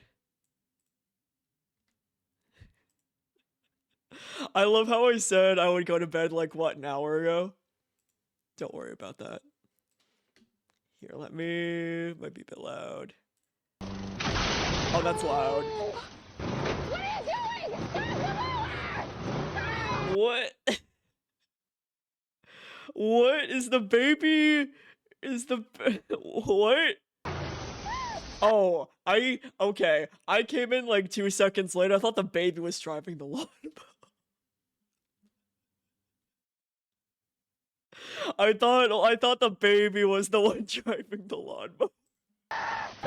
I legit thought the baby, not the random dude, I guess the husband, was driving the... What's your emergency? This is Fran. I work as an operator with Life Up Alert. A cardiac arrest has been detected by our client's medical device. I also, okay, I love how in order to stop copyright, they have to keep flipping it.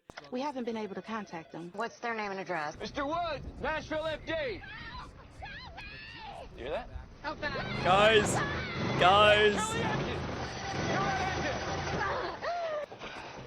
Dispatch, we found the cardiac victim. You better send another bus. Looks like we got a trauma patient here. Man, it would have been more interesting if... Sorry. Set him down and start CPR. Man, you okay? My baby, my little girl, she's under the mower. Butter? Yeah. Yeah, there's like... Holy shit, that's a lot of... You got her? You got her? You got the baby? She's okay. She's okay. She's unarmed. She was just a little trapped. You held it off. You saved her life. You do have a big gash on your leg, though. Like the bumper turned you pretty good. Why don't we come with me? We'll get you on a stretcher and then we can check you out, okay? Oh, stop. Wait, are her hands stuck to the lawnmower? Hey, Sizzler, hands must have melted onto the hood. Hands melted onto You kept your hands there the whole time, even while they were burning? I had to protect my baby. I mean, adrenaline is one hell of a drug. I mean, Okay, I'm gonna give you some morphine for the pain, okay? No, you can't. I'm allergic to opioids. Give me 1 second, Clara. Sato's got How much time she got with that bleed? not long without a transfusion. Tourniquet is dead. Prep for travel. We need to cut something to set her like free. having people legitimately like lifted cars and shit, being super hyped up on adrenaline. It's some crazy shit. Tissue a little bit. Are you sure you want to do this without pain meds? I couldn't have them when I gave birth either. She's gonna be right here the whole time, all right? I mean, she can't really do that because her hands are fucking melted to the thing. Like, and plus, when you're in a situation, you don't really fucking think straight, right? You're hopped up on adrenaline, right? You don't really think logically, and of course it's like a TV show, but you don't really think logically in a situation like this. Got this. Here we go. All right, breathe. Okay, Taylor, just wrap her hand. You ready? Do good. Radioed St. Ray's. They've got blood ready for a transfusion, and docs are prepped to do a skin graft. And they should be able to save your hands, Clara. We'll call your Should she husband be to meet us holding there. her baby? See, Rosie? Mama's gonna be okay. How is she smiling? I mean, the pain must kill her. Never underestimate a mother's will. Call to mommy. Oh, it was a different guy. And she had, okay, maybe I will judge her a little bit. Like, how fast do lawnmowers really move? What's like, I can't believe I'm Googling this. How fast can a lawnmower go? Like, what's the speed? What's the top right? Yeah, what's the top speed? Alright, about 8 miles per hour.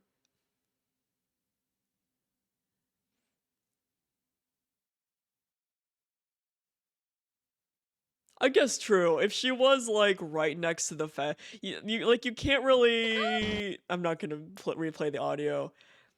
I guess it's kind of hard to see by how it's. I assume just how it's clipped, and also the fact that they have to keep reversing the video to avoid copyright. Yeah, it's kind of hard to tell just due to the fact that they're avoiding copyright by switching the camera angles frequently. Actually, wait, her back was facing the. I don't know. I'm a mixed bag now. I'm a mixed bag. She was not facing it, but the noise and then the fact that she turned around and yeah, she had so much time to grab the bear. But you know, it's a situation. You can't really know how you're gonna act. I'm a mixed bag. I'm a mixed bag on that.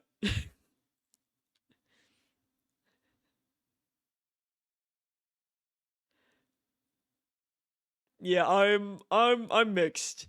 I feel like she did have plenty of time to grab the baby. But also, this is a fucking TV show. They need to have something. They can't just be like, oh yay, everyone got saved and there was no. Right, that's not the plot. That's not the point of the show. Right, the point of the show isn't to show her be like, yay, baby got, alright, everything's fine now, alright. Like, I get it. I feel like she did have time to grab it. She had at least some time to grab it. But I don't think the show is supposed to be taken super serious. Right? Like I don't think like it's not like a super plot heavy show. Like I don't know, I'm trying to think. What shows have I seen recently that were I thought it's not like a super plot heavy show like Fallout TV show, right? Man, I haven't watched like plot TV in a while. Trying to think. 'Cause I've been watching a lot of documentaries recently. And then some Better Call Saul, right? But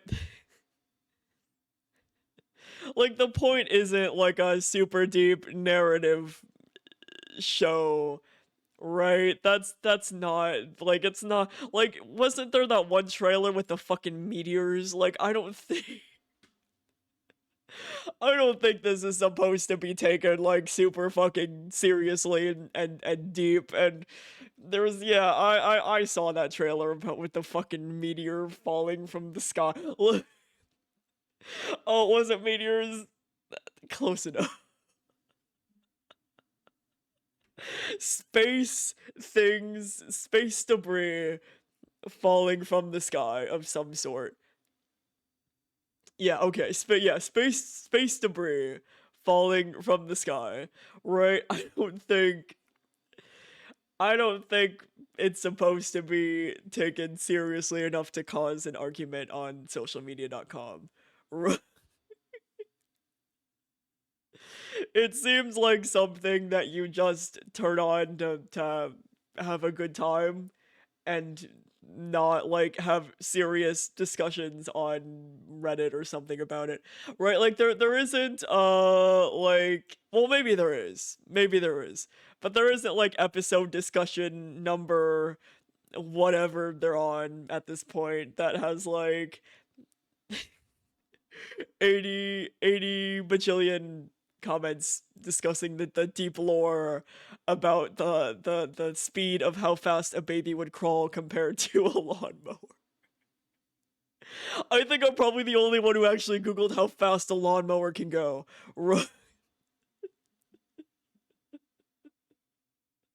Right. So I don't think it's that deep. They need some like it's kind of like action movies, right? They need something to get from one action scene to another action scene, except this is like 911 doctor emergency situations, right? They need some catalyst. This is the catalyst that they chose to get to the more important stuff like, you know, the plot between the calls and saving the person and yaoi baiting, right? They need some like thing to string characters need to be here for this reason and it doesn't have to be that deep when that's not the point. It just needs to be something. Oh, welcome to queerbaiting. Welcome to the club. I will also offer you another dish that is Supernatural and Sherlock BBC. Welcome to the world of queerbaiting. Enjoy your stay. We have great options like Sherlock and Watson from Sherlock BBC and Supernatural and yeah. I was about to say Good Omens, but that's not true because they kiss, right? Which was such a joy. I need to watch the movie that came out. But yeah, welcome to the wonderful world of well, time to read fic to make myself feel better.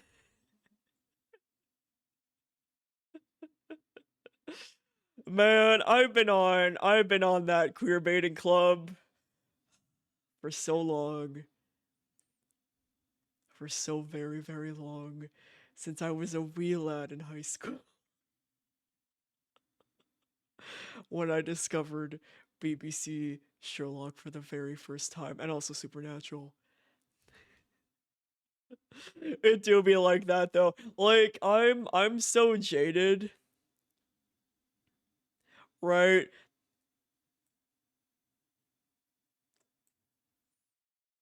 I'm so jaded that when like a gay ship does happen, I'm like I'm shocked and amazed and in awe.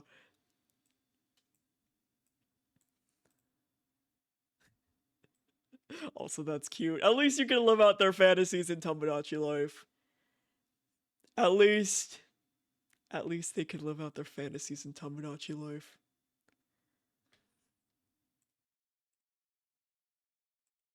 But yeah, I am like, I love how we're slowly bringing this back full circle at the start of stream, right?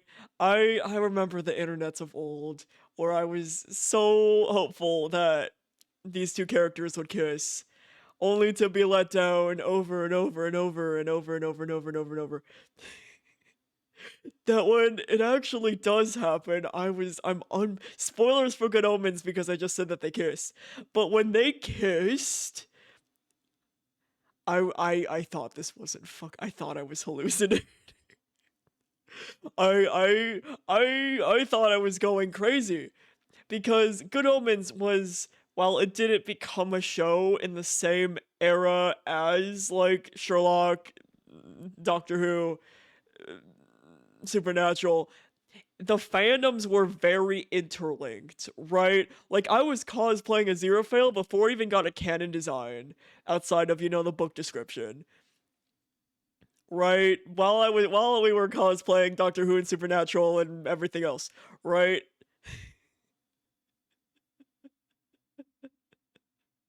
So the fandoms for that piece of media were very interlinked. So it still lives in my head as like that early 2010s media where we all queer baited to hell and back. So seeing like the show that got released, I think a couple, like, I don't know, I think what the first season was like, fuck, when was the it was like 2020s, I believe, right? So to see them actually kiss and not queerbait when that fandom and media still lives in like that same house in my brain of like early 2010s is mind-boggling to me. It blew my whole ass mind. I thought I was going insane. I thought it wasn't real. I thought it wasn't real, but it was, and it made me so happy. Because finally, it took many, many years, but finally they didn't queerbait.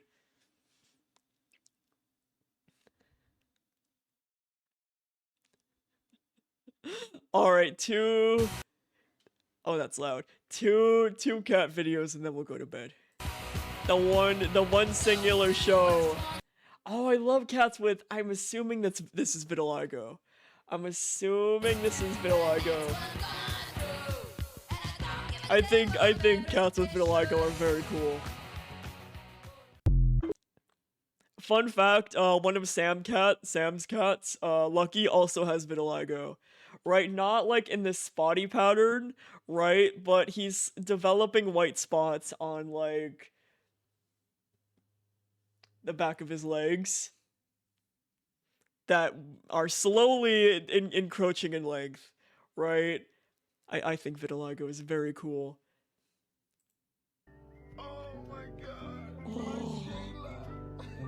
Oh, look at those beads. Look at those beads. Look at those. Not a thought. Not a thought there. Typical. There's no one thought. Not a thought in that head. No brain cell. No brain cell to speak of. Look at him, he's perfect. But yeah, the singular show. The one show to not queerbait me. The singular show. So yeah, I need to, cause they were gonna do a new season, but you know, so they couldn't. But they did do a movie instead, so I need to watch that.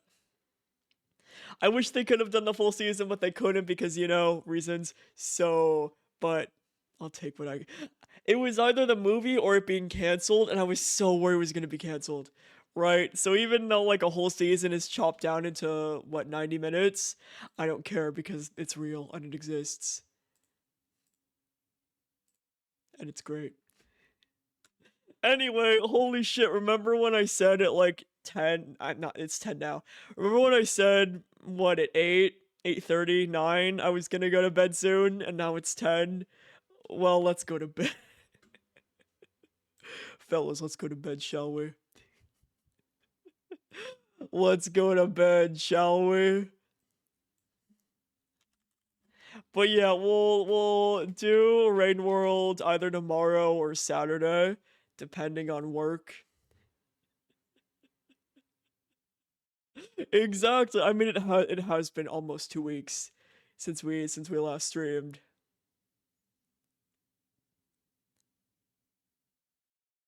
Yeah, cause I streamed last Friday. Not last Friday, 2 Fridays ago. We needed to tee up.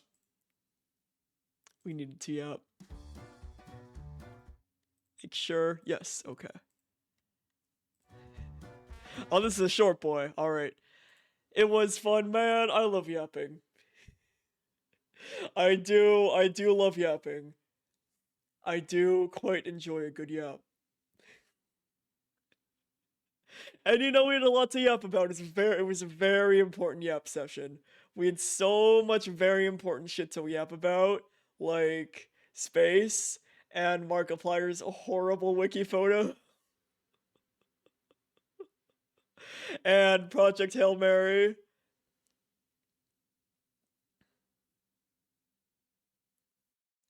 But for now, fellas, it's bedtime.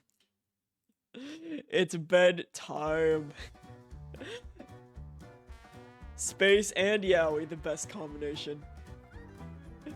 But thanks for vibing, for hanging out tonight. We will be back tomorrow or Saturday for actual Rain World. What is this? Don't worry, the VOD will be called Space and Yaoi. The VOD, I can change it after the fact. I'll rename it Space and Yaoi. As a treat. But thanks for vibing. Have a good night, have a good sleep. Save your sleep schedule before it's too late. Right? Go to bed. And I'll see you guys next time.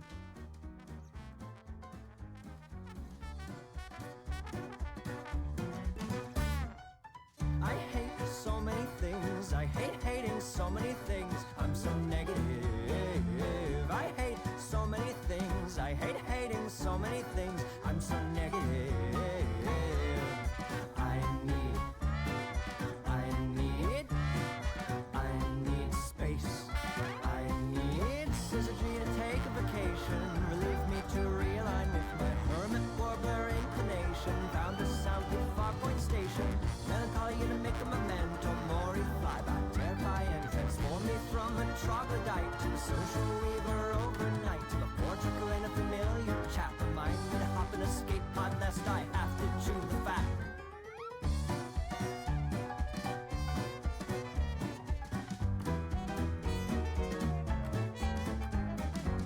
I hate so many things. I need space. I hate so many things. I hate hating so many things. I'm so negative. I need